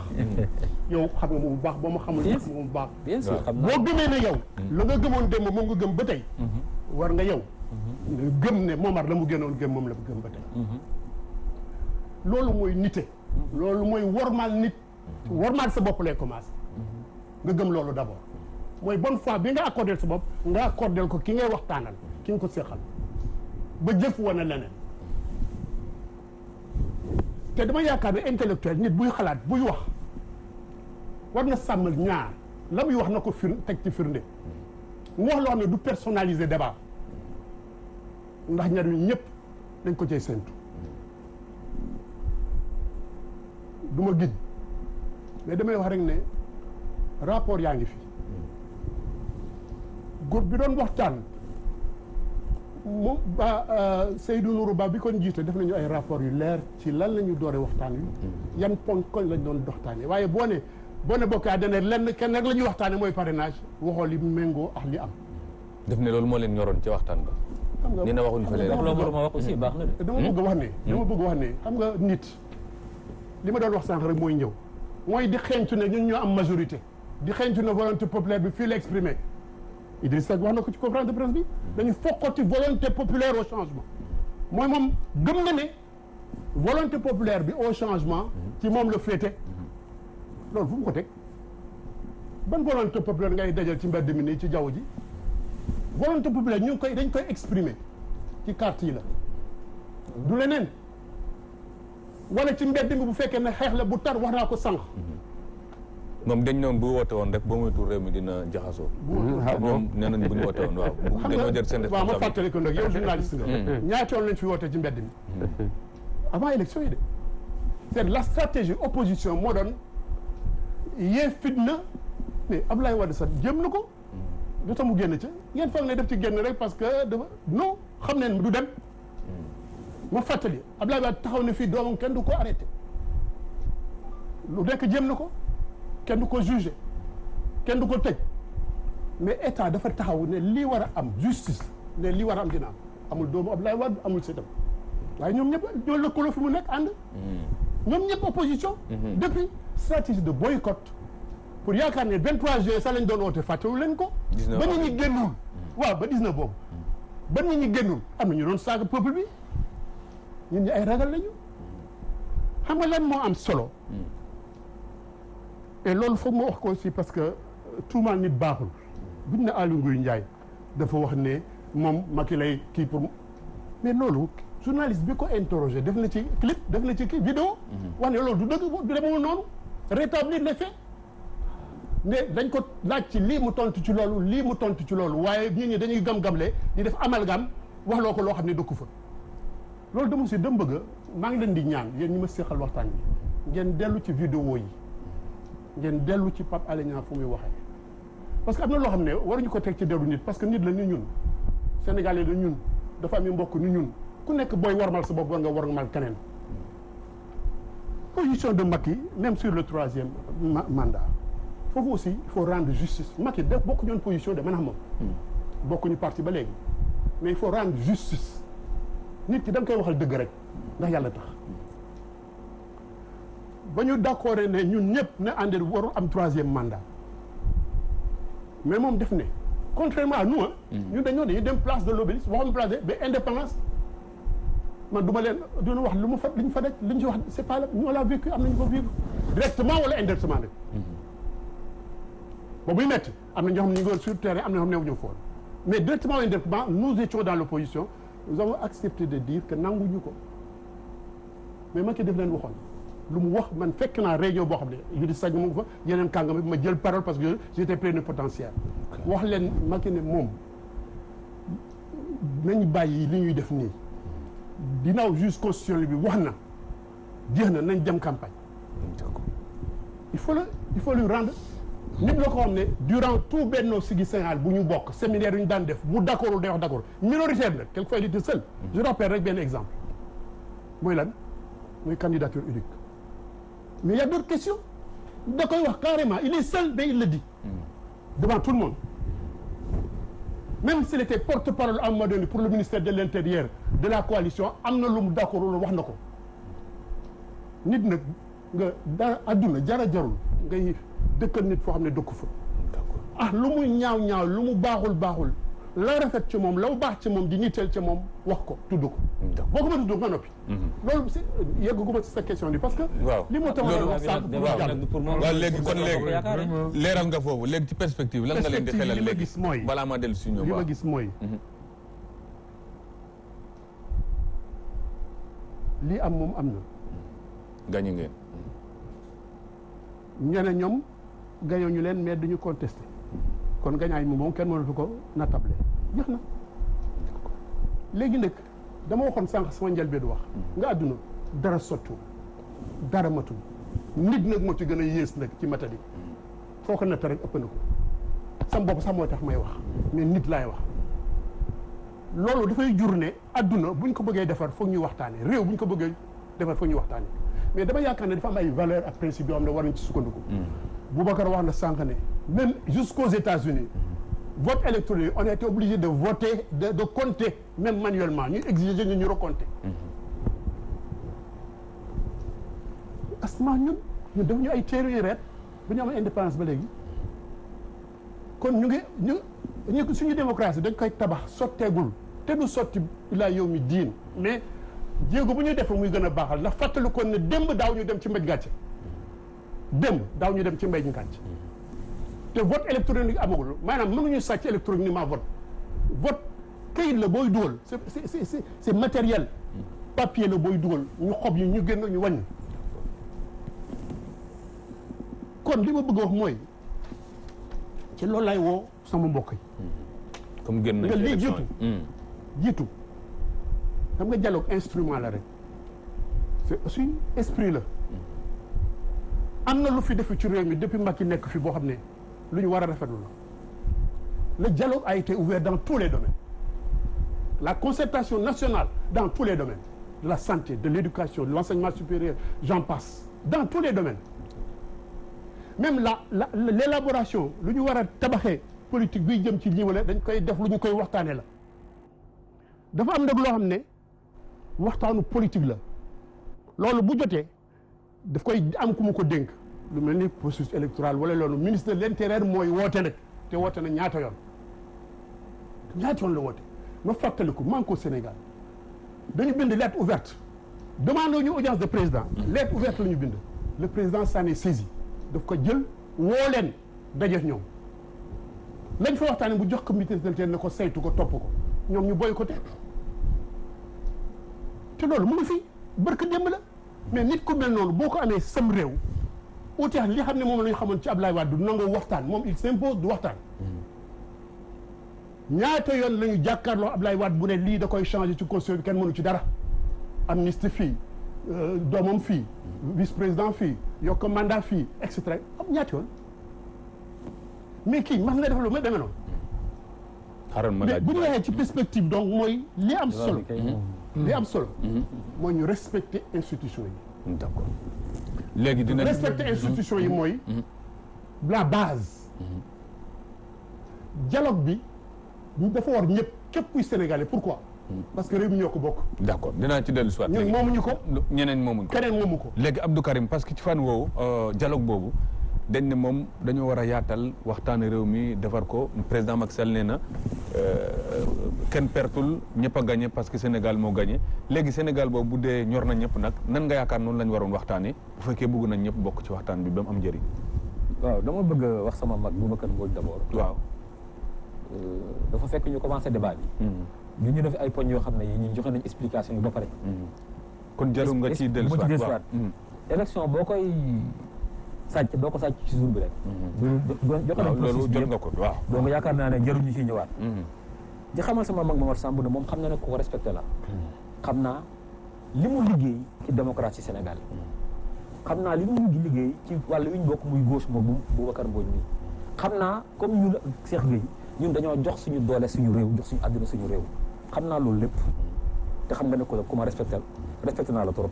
fi ñu feete kon dafa wàññiwul dara ci ñoom wala. non warut a wàññi dara. ah d'accord kon c'est bon warut a wàññi dara. kon moomat loolu la bëggoon dégg. mais xam nga nag bu dee politique la il faut ñuy xool li nga waxoon démb ak li nga wax tey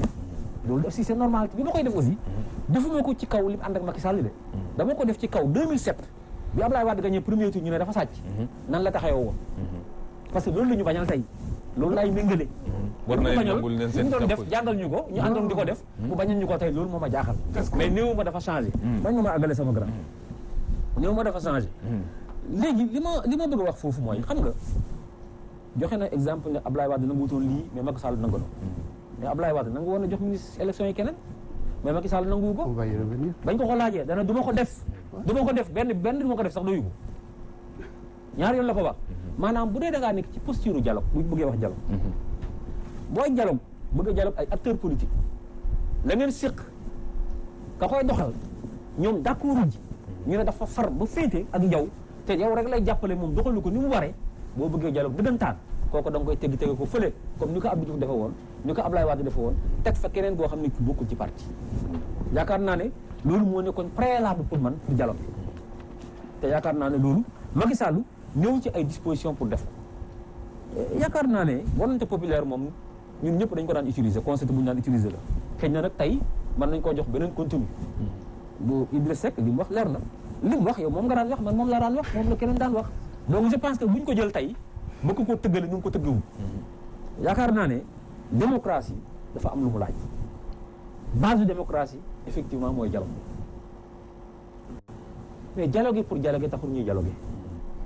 xam nga parce que am na dialogue yu jiitu woon xaw ma lim jur 2016 la su ma juum 28 mai boobu waaw ci la Macky Sall woote dialogue concertation nationale au palais yaakaar naa ne keroog palais feesoon na moom ko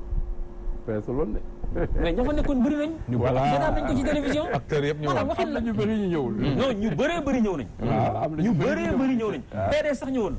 PDS moo ñëwoon ci opposition bi moom rek déedéet PDS dong ñëwul am na ñeneen ñu ñëwoon maanaam xanaa yow ñi nga bëgg ñu ñëw ñoo ñëwul rek am na ñu mu doon xaar daal man loolu laa mënoon mais grand bàyyi ma àggale yow booy wax ma bàyyi la nga àggale waaw mais waxal li am rek waaw mais man waxuma fi ay fen de sëñ bi xam nga lii aussi mooy manque de respect bi ngay wax waxal li am damaa wax lu amul waaw lan moo amul dama la wax ne li nga wax amul ndax boo ne ñëpp ñëw nañu néew ma ñëpp ñëw nañ de waaw foofu dama fees déggoo ma wax ko de yaa ngi may wax loolu ma waxul nag léegi ñëpp yaa ngi may wax loolu ma waxul nag ñëpp peut-être moom ay dama ne entité nga wax feesoon na mu ne ma feesu ma ne ko ñu bëri ñëwoon nañ waaw ñu bëri ay entité nga néew ma wax ñëpp daal ñëw nañ xam nga mënuñu wax rek lu leer non wax la ma lu ma wax waxuma loolu léegi auditeurs yi ñuy déglu ñoom déglu nañ sama wax xam nañ ne waxuma loolu ay entité daal ñëwoon nañ yaakaar naa ne waxtaan aussi calme da cee baax ak dégloonte waaw lu ma nekk sa rak war nga maa may tuuti cër su may wax nga déglu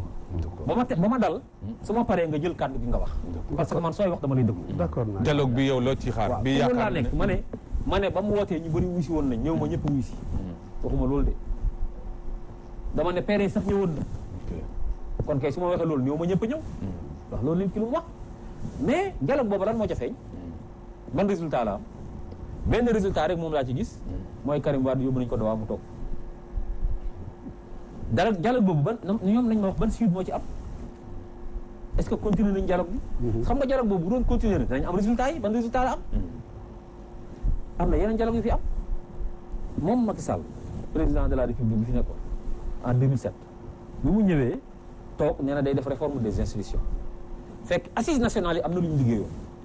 mu woo Amadou Matar Mbow ñoom dénk leen liggéey bi ñu ko daan wooyee commission nationale de réforme des institutions commission bi génn document avant projet de constitution defaral ko lépp yóbbu ko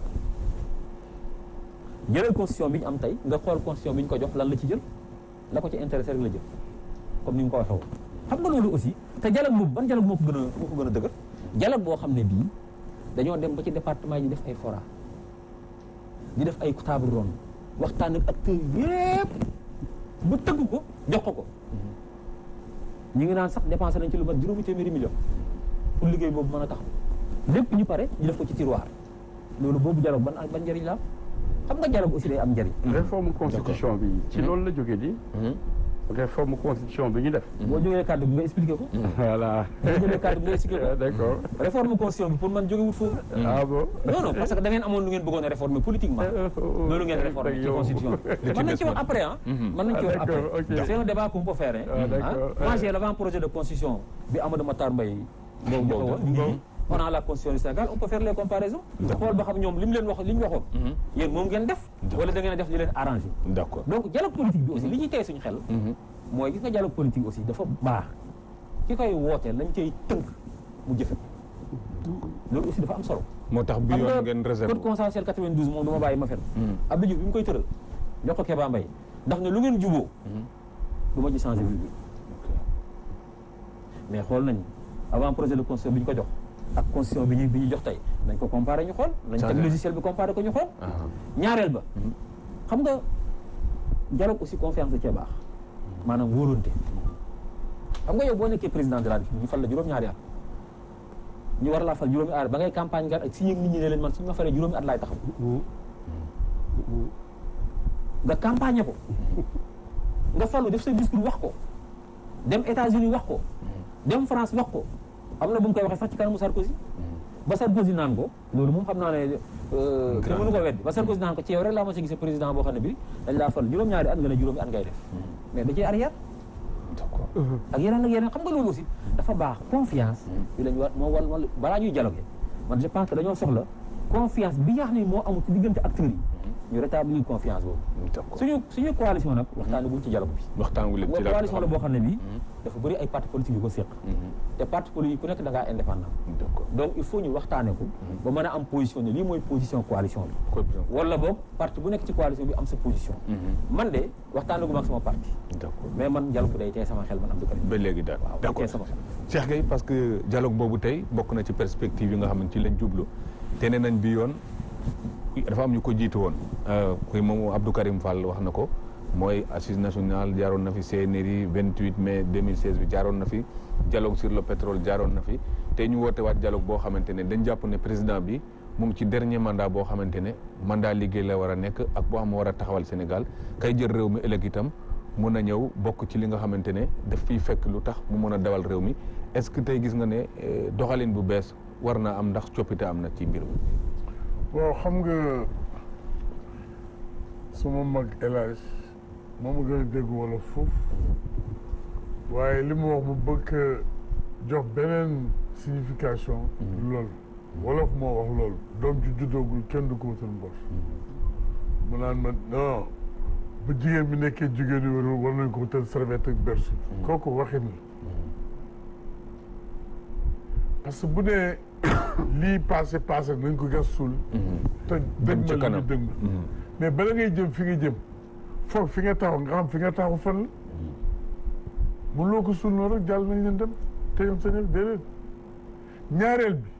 wax na fi concertation yu bari yu ñu ubbi mais c'est le moment effectivement de faire l'évaluation de ces concertations là qu'est-ce que ça a donné ça c'est positif dans le secteur de l'éducation tey ay grève à n'en plus finir la dans le secteur de la santé yëngal gësam xaw ma ñu ngi ci ñaata plan d'action qu'est-ce que ça a donné et puis bu fekkee ni yàlla dafa def nga nekk njiitu réew du woote dialogue comme ni ma la ko waxee ñi bañ a wuyu ni ko Boubacar waxee waxuloo benn nit waxuloo ay parti askan wi nga waxal mais ñi bañ a wuy ji war nga xool lu tax ñu bañ a wuy ji nga xool la tax ñu bañ a wuy ji nga saafara ko ba ñoom ñu mën a wuy ji parce que jëriñu réew mi rek la ñuy waxtaane man loolu laa xam ci nit ak waxtaan. parce que sama sëriñ sama yaakaar tey ak ëllëg. ba muy wootee ñëpp ko wuy ña ko bañoon da leen neexal ba ñu mujj topp ko yonent bi sallallahu alayhi wasallam ba muy woote ñëpp ko wuy parce que ñëpp la woowoon. booy wootee te jàmm rek tax laa jóg bul xool ñuy wuy si am na ñoo xam boo wootewul sax ñu wuy si tey ñi ngi seen Benno Bokk Yaakaar bi c'est comme jumaa ji ñuy jut sànq junj naa la ko ne loolu ay yàlla salaa bi ñuy wax ci nodd bokkul ak yàlla salaa bi ñuy wax ci li xam am na ñoo xam bala ñoo nodd ñu ngi ci jàkk ji am na ñoo xam ne faaw ñu dégg nodd soog a ñëw am na ñoo xam ne bu ñuy taxawal julli la ñuy agsi ku nekk waxtu wi ngay jël parce que dana kenn pertul Sénégal a gagné mais est-ce que jàpp nga ne yow jàpp nga ne yow am na ñu am pertu ñu parce que ni mbir mi bindoo nii est-ce que am na ñu mën a jóg dem dialogue ji parce que am na ñu wax ne dem di dialogue te ki nga yaakaar wala ki nga jiital mu ngi ci kaso bi ak yooyu nee nañu loolu moom bokk na ci la ñu xatal lu lëndëmal mbir mi mënuloo ni damay woote dialogue damay woote jàmm jël doomu jàmbur na yow doon kilifa doon bàyyi na yow ni ràpp ci kaso bi ña nga àndal nga leen kaay ñu toog waxtaan dañuy waxtaan ñii nga génne leen réew mi ñu gàddaay ñi fi des di jàkkaarloog yow dafa nawlonte woo leen même ñi nga bokkal Benno Bokk Yaakaar mu mel ni làmb ju tas tulleeg màlle bu kenn xamul nga ni da ngay woote dialogue mais gis nañ fi ñoo xam ni loo leen bañal woote dialogue daan nañu jël ay émissaire sax di leen yow dem ci diw demal nga xool a waxtaan ak ñun ni ko li may woote du sama njëriñ du njëriñu mais njëriñu réew mi yëpp pour xool naka la ñuy defaree mbir mi parce que ci moom laa koy abbee waaye dinaa tontu baat ya mu ko daan waxee ma yokk ci leneen moom laa daan dégg mu wax te ma di ko rafetlu te yaakaar naa ne ba léegi ci loolu nekk réew mi kenn du ko pàccoo dañ koy pencoo journalam bi sax noonu la tudd mais pencoo bi dafa war nekk pencoo bu mucc ayib te yàlla rek tax ak njariñu réew mi du pencoo xaaj ak seen du xumtoo waaw ñii ñu leen di woo ñeneen ñi du ñu sawar sax ci seen ñëw parce que lañ lay wax du la neex te booy woote pencoo la leen neex da nga koy def ca waxtaan wa ñey ñëw di wuy ci aussi la leen neex saf leen te muy réew mi da nga koy nangu dugal ca biir waxtaan ñu waxtaane ko waaye du poñ yi la soxor rek yow ba mu koy waxtaane ñee poñ yi soxor amulul njalul réew mi dem dépassé yaa jiite réew mi waaye moom moo réew mi de dañ la dénk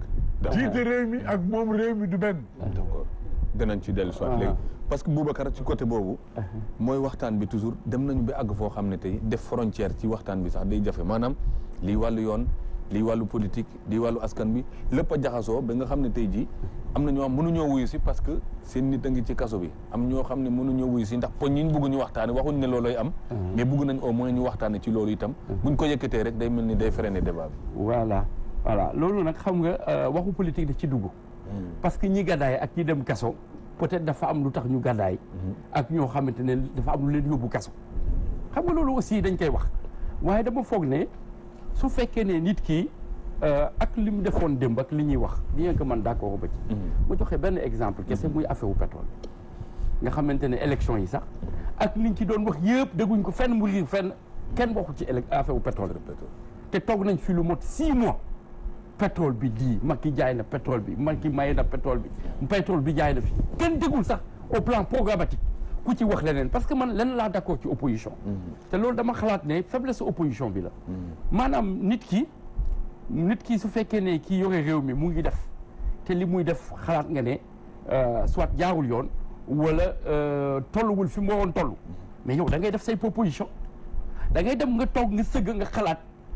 jukki loo xamante ne waa réew mi de suba ak ëllëg danañ naan lii de parti tel moo ko fi waxoon mais opposition bi da dul def loolu affaire pétrole bi mais président woote nañ ci kii concertation genn mu am Adama Gueye de bu nekk ci opposition bi laa fa gis ba pare nag ba ñu defee concertation yi ba pare président de la République ne nañ ko wasaare ci région yëpp ma foog ne même au niveau des collectivités locales même su fekkee ne au plan national am na yenn yoo xamante ne parce que affaire wu pétrole bi ci goxaan yi nga xam ne foofu lañ ko découvrir ñoom aussi dafa am benn part buñ ci am parce que constitution bi mu doon wax sànq di naan Macky changé wul dara ci kii xam nga yow soo nekkoon tey président mu am liggéey boo xamante ni def nañ ko ci réew mi mais yow tu n'es pas obligé de tout prendre ku ko fi wax aussi waxoo dëgg ku ko fi wax waxoo dëgg parce que su dul dara sax nit ku nekk da nga am sa style ak nit ku nekk aussi da nga am sa propre projet politique le projet politique du président Macky Sall mënul nañ ko méngale ak tout le projet politique des assises nationales donc su ci jëlee ay yoo xamante ne ñun ñëpp rafet nañu ko loolu dañ ci mën a tàccu loolu lañ ci mën a def je donne un exemple ci affaire ressources naturelles yi disposition bi ci constitution bi wax ne ressources naturelles bi peuple bi moo ko moom loolu c'est une avancée donc dialogue bi ñu ko wootee man li ma gëm sax moo di ne dialogue bi man gisuma ko sax au plan politique am na comme je l'ai dit ay points yoo xam ne laaj na ñu xool niñ koy améliorer affaire u parrainage bi tout ñëpp d'accord duñu ne mën nañ ko améliorer comme politique yi ñoom ëllëg bu fekkoonte ne mandat bi jeex na politique ñoo fi nar a nag di dawal loolu war fee nekk ñoom war na leen impliquer au premier chef yaakaar naa mais man d'accord naa ci loolu loo tax sànq bi mu waxee ne nañu évaluer dialogue bi mais man loolu c'est un premier pas mais nit ki su waxee ne léegi élection yi passé na dama bëgg ñu dellu ci liggéey bi maa ngi woote pour ñu toog waxtaan mais opposition bi na marqué son accord de principe ne ñun mënuñu bañ dialogue su fekkee affaire réew mi la mënuñu bañ dialogue ñu ngi toog nag di xaar ba xam dialogue boobu nan lay demee ak lan lañ ci dugal loolu nit mën na ko comprendre mais mënuloo chaque fois suñu la wooyee muy ci affaire wu élection muy ci affaire wu économie réew mi nga boycotté ba pare taxaw na leen ne kii woote jàmm bëggul jàmm te nga koo fekki ba xam loolu muy loo xamante ne léegi naan jamala kaawi see xom waaw mais loolu yaa koy wax Cheikh mais man li ma la wax nii c'est des points concrets mooy c'est des points concrets c'est-à-dire que ku fi nekk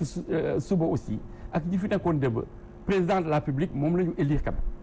président Macky Sall moom la ñu élire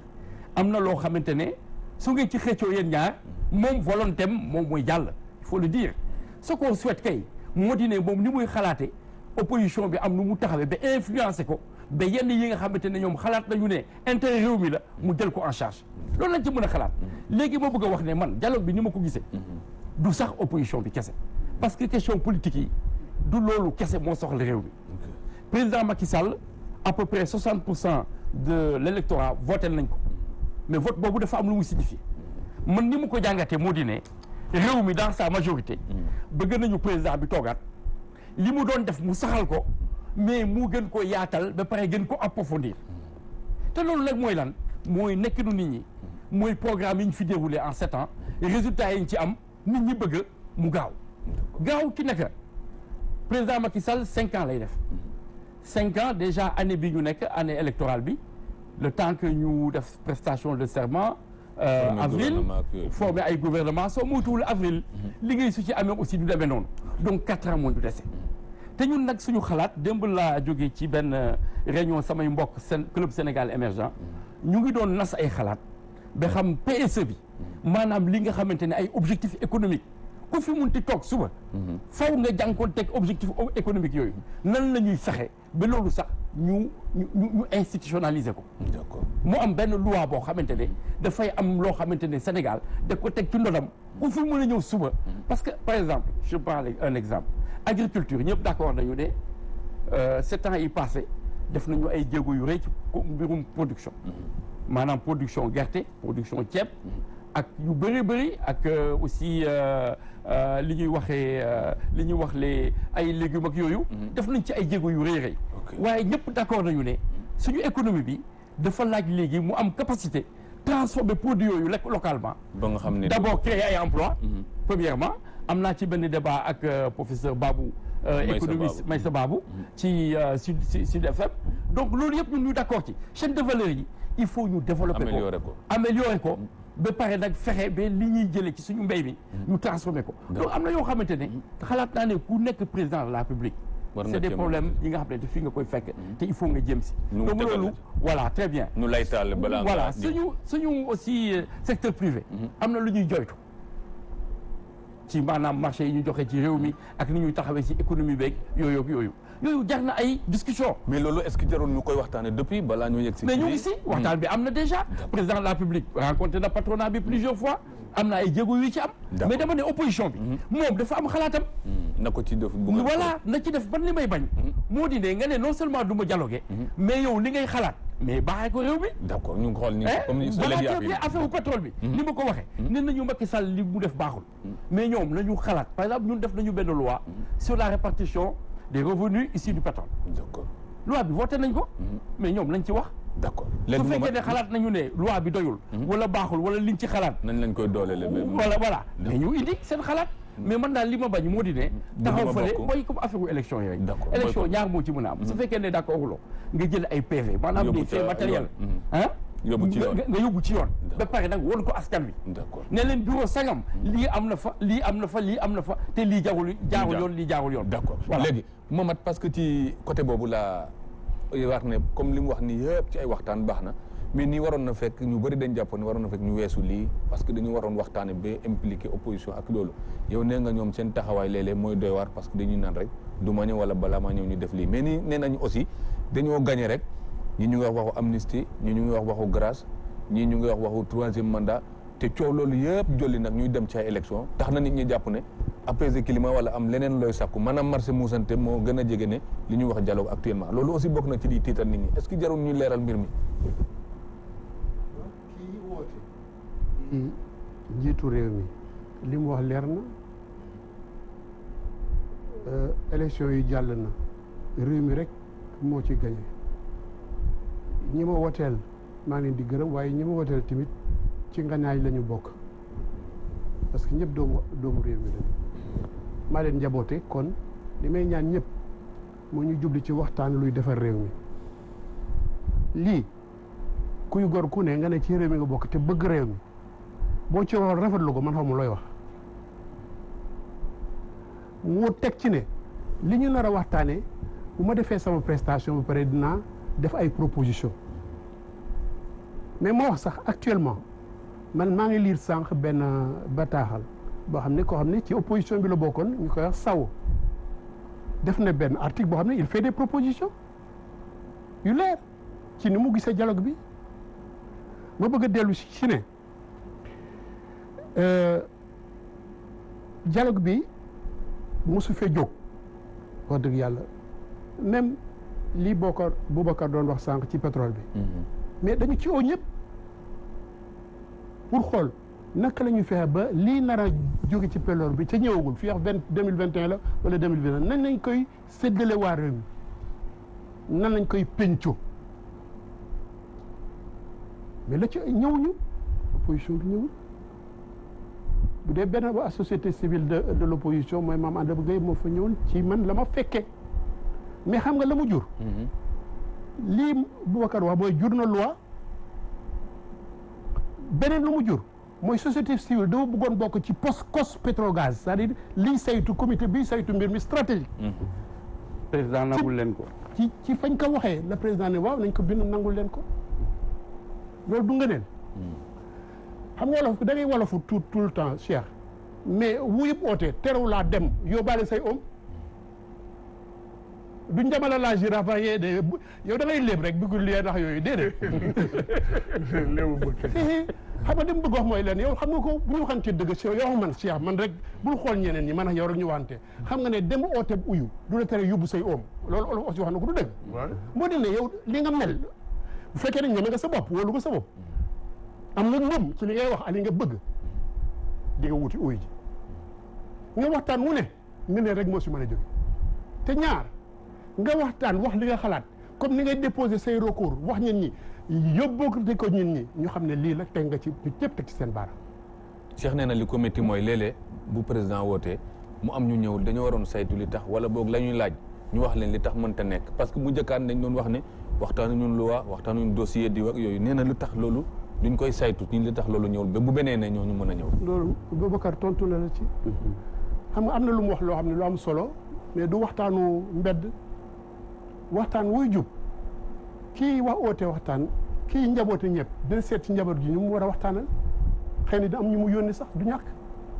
daa waxtaan la nga koy préparé ko ci xalaat seet laytaay yi préparé mbootu yeex yooyu yëpp kasang yi waaye tamit préparé xel yi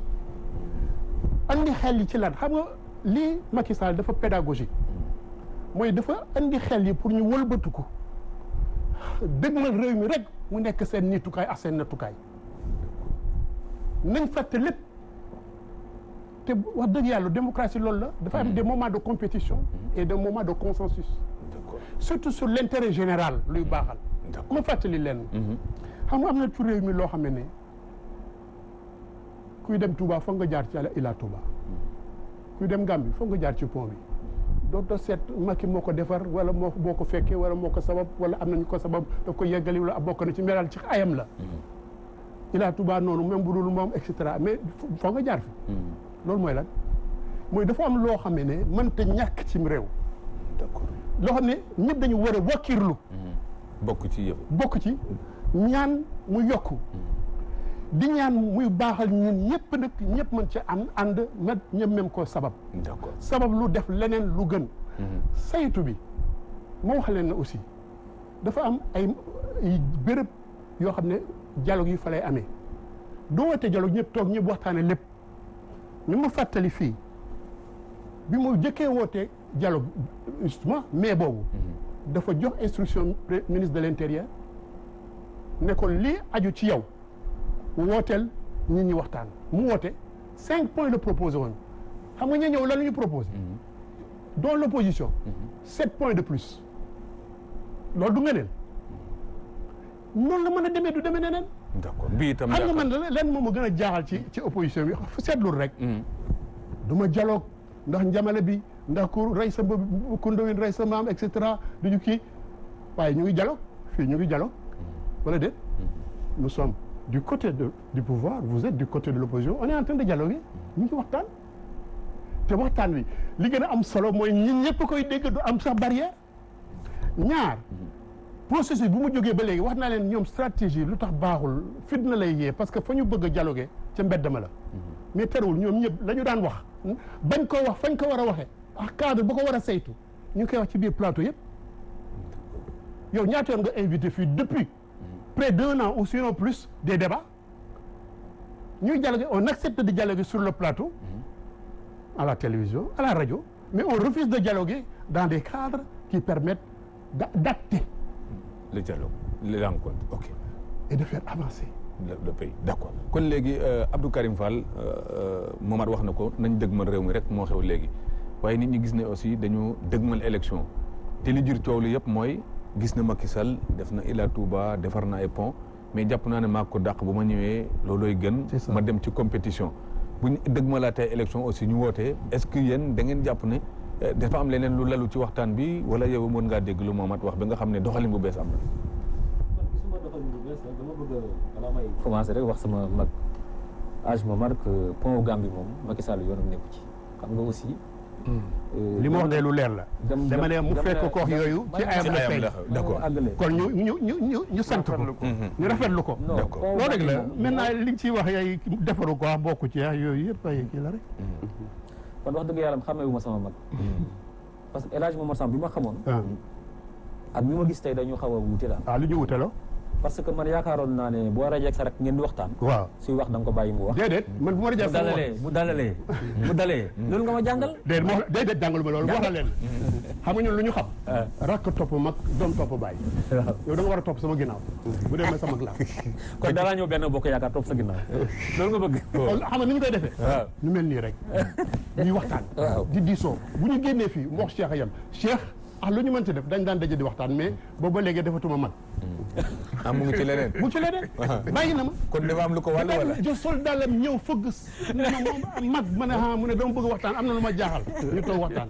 waaye man fëggatul. dafa am ay gar ñu ko wàll wala lan la. xam man xaw ma. mais mag mu gisatul rakam. du koy wëri mbaa mu laajte koy. wala lu tax ñaata yoon laa la téléphone ñaata yoon laa la téléphone. ba jam ñaata yoon laa la invité ko ni ko yow sama rak yi kaay toog fi ñu waxtaan. waaw man loolu laa gis waaw buñ bëggee ko ne waaw ñun yaakaar naa ne wax naa ko Ousmane balaa ngeen di ñëw bi ma la fa fekkee dama la koo wax mu ne ma Cheikh Gueye ngi ñëw ma wax ko mu ne ma Boubacar Mbodj ngi ñëw ma ne ko yow nu mu demee ne yow ñi nga boole ñëpp ñoo bokk lépp mais politique nag dañoo bokk fu ñu féete te politique la ñuy wax tey ak li jëm ci réew mi te li ñuy wax ci politique la sukkandiku kon nag buñ bëggee wax ji neex tam buñ nekkee ci bitti su may wax nga dama noppi ma noppi lii mooy wane ne gos bi daal mënatul retrouvé wu quoi parce que ñii a ngi fii ñii a ngi fii sama mag te man nangul naa la ko tekkul waaye bu ñu nekkee fii di wax ak sénégalais yi day dox day dox gos bi daal droit la mais xam nga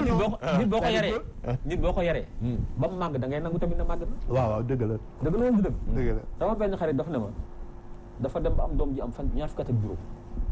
garab ba ci kër ga bu amee ñax papa ji da koy wax toujours ñëwal bay ko benn jour nee na mu ne ko ñëwal bay ko mu woo doom ñu ne ko bayal ma ko xam nga man na kilifa ba am doom ñu ko mën a bay waaye loolu nag problème mu gauche sénégalaise nag mooy seen problème maanaam ñun toujours ay xale lañ ñuy def ndax dañoo màgg ci seen kanam yaroo ci seen kanam màggee ci seen kanam mais dama foog ne débat bu bëggee mu neex rek il faut ñu dégloonte assez rapidement kon temps bi loolu laa bëggoon daal xam nga pont Gambie bi buñ bëggee laaj ci kan ayu kan lañ ko defee ku contre Yaya Jammeh ak nga bëgg ko moo yem ci ayu Yaya Jammeh lañ ko def dafa loolu il faut mu leer ci Sénégal yi man dama bokk ci Sénégal yoo xam ne yi damaa xam lu bëri ci pont boobu ndax dama cee liggéey daanaka document d'organisation yëpp maa ko bind gis nga dama dégg ministre des affaires étrangères bi yaay Adama Barrow toogee mu ne depuis qu'on a posé la première pierre aucune autre pierre ne s'y est ajoutée xam nga loolu lu garaaw la parce que ñëpp ñuy jaar foofu di dem Casamance xam nañ ne bañ posé première pierre bi ba ni Adama Barrow di toogee même bi problème bu ab Yaya Jammeh bi amee ba militaires yi CEDEAO yi dugg taxutul ñu arrêté travaux yi loolu man maa leen ko wax tey man maa leen ko wax man Abdou Karim Fall ndax man am naa 6 experts yu fa doon liggéey maa leen di fay bu weer dee bon bi taxaw na du yàgg de def Boubacar da ngay wax loo maîtriser man damay wax lu ma maîtriser laa dëkk damay wax lu ma maîtriser man dama fay liggéey bokkuñu ma ak yow yow da nga fa dëkk man ma di fay liggéey am fa 6 experts ñu fay liggéey bés bu set bi xeex bi amee boo paree ma la rapport yëpp nga wax ma kañ la arrêté mën naa la wax kañ la pont bi mas a arrêté benn fan la mas a arrêté ba mu commencé ba ni mu àgg fi waaw da ngay déglu rek ñu waxtaan da ngay déglu rek kañ la arrêté non pont bi arrêté na fu lu yàgg kañ lu ëpp sax 6 mois pourquoi ba entreprise ba fa nekkoon jël ay bagages am dem risque man maa fa romb gisuma fa benn grue gisuma fa dara grue yu nekkoon ci chantier bi ñu retiré la xaw ma nag quelle en était la raison est-ce que problème bu financement la xaw ma woon raison bi mais il y a eu au moins 6 mois d'arrêt mais si grave man dama la wax c'est extrêmement grave léegi kon léegi c'est extrêmement grave ce qu'il est en train de dire non c'est extrêmement grave ce qu'il est en train de dire parce que man dama fa doon liggéey léegi ñu dugg ci pont bi jàll ci dialogue bi c'est pas nit ñi taxaw fii di wax sénégalais yi loo xam ne nii aussi ça pose problème man dama fa nekkoon di liggéey lan mooy mën naa la bu réunion bu jeexoon donc waaw après ñu waxtaane pont bi man nañoo dajama ak yow ma jox la parce que man ci sama liggéey ba ma fa doon def man maa doon tënk rapport mensuel bi di ko déposé kon man damay wax lu ma maîtriser voilà léegi sama dama fa doon liggéeyal ñoo doon bind rapport mensuel bi loolu bu ñu ko bindee man maa koy validé man Abdou Karim Fall ba pare suñ ko validé ba pare ñu loo ko yóbbu ci entreprise bi waaw loolu parenthèse la woon léegi dafa am fu ma ko teg léegi élection yi militaire CEDEAO yooyu nekkee sax léegi dialogue bi ñu dëgmal liggéey arrêté wuñ travaux yi léegi dialogue bi ñu c'est dëgmal vérifiable sur le terrain dialogue bi ñu dëgmal ak élection yi loo gis ñu jël programme bi bëgg koo def lu tax sa xel damay lu Macky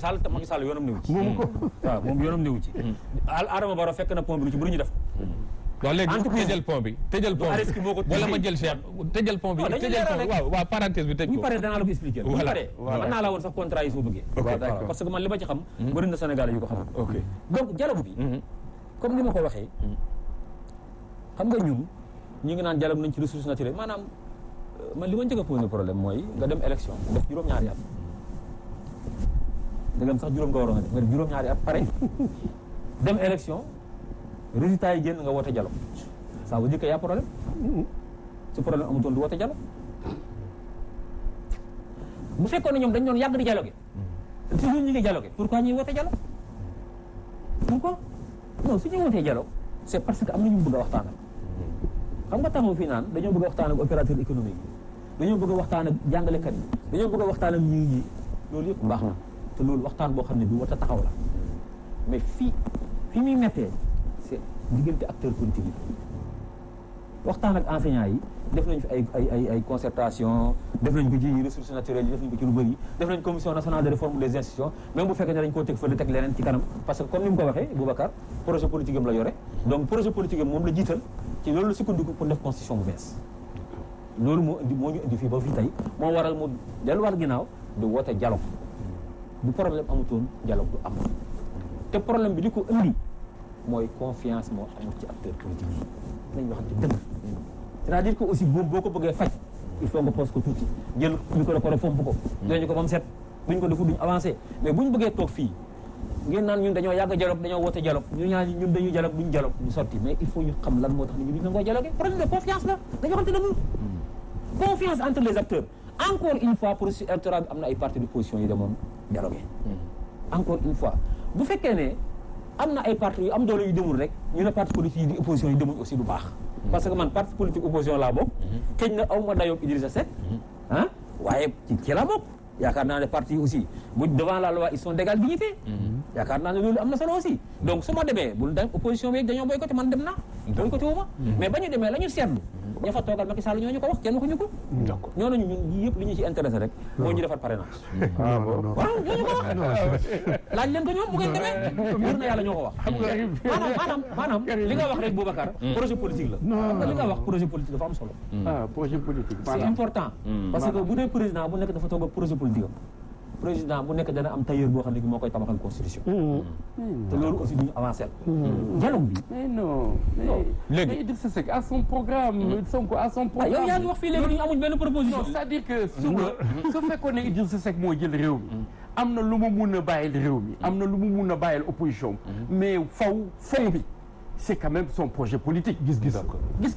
man loolu laa d'accord may ma terminer loolu laa d'accord tegal ñaar balaa wax ni kii moo jël Cheikh réew yi dañu war a am constitution boo xam ne bi non man dañ koy tëral tëral boo xam ne bi képp ku fi mën di ñëw da nga ko fi bàyyi doo tëral sa projet politique mais li ma seetlu man li ma seetlu laa wax président bu ñëw indi sa constitution non loolu mooy projet loolu ci projet politique bi la constitution politique mooy soubassement bi du loolu kese du loolu kese mais mooy soubassement essentiel bi te Macky Sall loolu la def li mu def concertation yëpp ci 2016 bi la ko ca neex mu def ko la nga xam ne ni arrangé wu ko parrainage ba ñu ñëwee waxtaan ci jubóowuñ dañu jubóowuñ mu ne bu ngeen jubóo tamit man dama koy appliquer d'accord Cheikh Gueye parce que waaw mu ne da ngay dialogue boo xam ne bi da nga ne Khalifa Sall mi ci kaso bi nee nga dafa luubal même nag ñun am duñ ne luubal na sax mais buñ dangoon ne luubal na moom rek moo fi luubal moom rek moo fi luubal d'accord non même bu doon na luubal na encore que d'accord uñ ne luubal na mais même bu doon na luubal na gis nañ fii ñu yaayu président Abdoulaye Thiaw ñu ne mi ngi fay temps yi rek lañ ko dégg de jëmul kaw de. mais loolu daa luubal wala luubalu. léegi non luubal fi mu nekk nii waxtu bi ku dem bañ tënkale ne da ngay fay da ngaa luubal wala luubalu. mais dañ ko wax ci rajo ñëpp xamoo ko. yow moom da nga ci am xalaat. li xew kudd xamoo ko. justice bi li xew kudd xamoo ko. non Ousmane c'est très important. léegi xaaral Cheikh clôturer parce que waxtu bi dem nañ. waaw c'est très important. voilà li ci bëgg yokk rek mooy. réew mi ñun ñëpp ñoo ko moom. tout à fait ñun ñëpp a ko bokk. tout à fait. mënuma gëm ni. Macky Sall moo gën a bëgg réew mi que Idriss Seck. mënuma gëm ni Macky Sall moo gën a bëgg réew mi que Ousmane Sonko. mënuma gëm ni Macky Sall moo gën a bëgg réew mi que Madické. mënuma gëm ni Macky Sall moo gën a bëgg réew mi que Issa Sall. réew mi képp ku fi juddoo. sa yéene mooy réew mi jëm ci kanam ci jàmm ak salaam. ci sama njàngin mu ndaw xëy na mën naa juum. gisaguma njiitu réew bu taxawaay njiitu réew. njiiti réew yi ñu am yëpp ba léegi seen doxalin njiitu taxawaayu parti wala parti yi nekk au pouvoir la ñu taxawee. c'est ça. loolooy waral muy am yenn ñagas-ñagas yi ak jafe-jafe yi. muy leen lim ci tudd léegi muy problème confiance. ok nu ma faloo. wala nu ma pàccoog maag samay ñooñ. yenn ci mbirum réew mi. Boubacar wax na ko léegi. may rafetlu réflexion yi ñuy def ci chaîne de valeur yi. au niveau des produits maraîchers. mais pendant ce temps qu'est-ce qu'on fait. ñi ngi proposer ay surfaces commerciales à des étrangers. ñuy concurrencer les agriculteurs locaux. donc la préférence locale là. non. loolu. je suis d'accord que ni ci waxtaan la nit ñi indi xalaat yooyu mel noonu. mais il faut que waxtaan fa ñuy waxtaan ko fi ñu waxtaan. man du ma député. nekkuma assemblée nationale. mais gis ngeen assemblée nationale nu muy doxe te assemblée nationale lieu de concertation la, de dialogue et de discussion. d'accord kon mais ni ñuy parasiter débat yi foofu à l'Assemblée. man dama ci bëggoon yokk benn poñ rek. benn balaa ngay jox waaw jeex na kay jeex na. waaye mooy affaire wu jeunesse bi. muy opposition comme muy pouvoir. suñu jeunesse bi ku xool ni ñu nekkee. ak problème yi ñu jànkonteel muy affaire wu emploi bi. ak seen nekkin ci gox-goxaan yi. ak seen affaire wu ëllëg. jar na loolu aussi. jar na doon point bu doon boo xamante ne. war nañ ci mën a lu war a waxtaane la. bu doon dialogue direct entre la jeunesse et le président de la République. entouré de toute l'opposition positive. d'accord il faut positiver. l'opposition positive. mais nag bu leen président joxoon 500 000 emplois yi. voilà jërëjëf. bu leen président joxoon 500 000 emplois yi duñ toll. Cheikh Gueye maa ngi lay gërëm di la sant Karim Fall maa ngi lay gërëm di la sant gërëm di sant Cheikh Tidiane Diop ci régie bi ak Serigne Keita Ousseynou Sall ci décor bi gërëm sant bu baax Oussa Assane Diouf ñu réalisé émission bi gërëm sant bu baax ñu daan seetaan ci Diine ak Jamono mbokk ñu ngi leen di ñaanal wa salaam.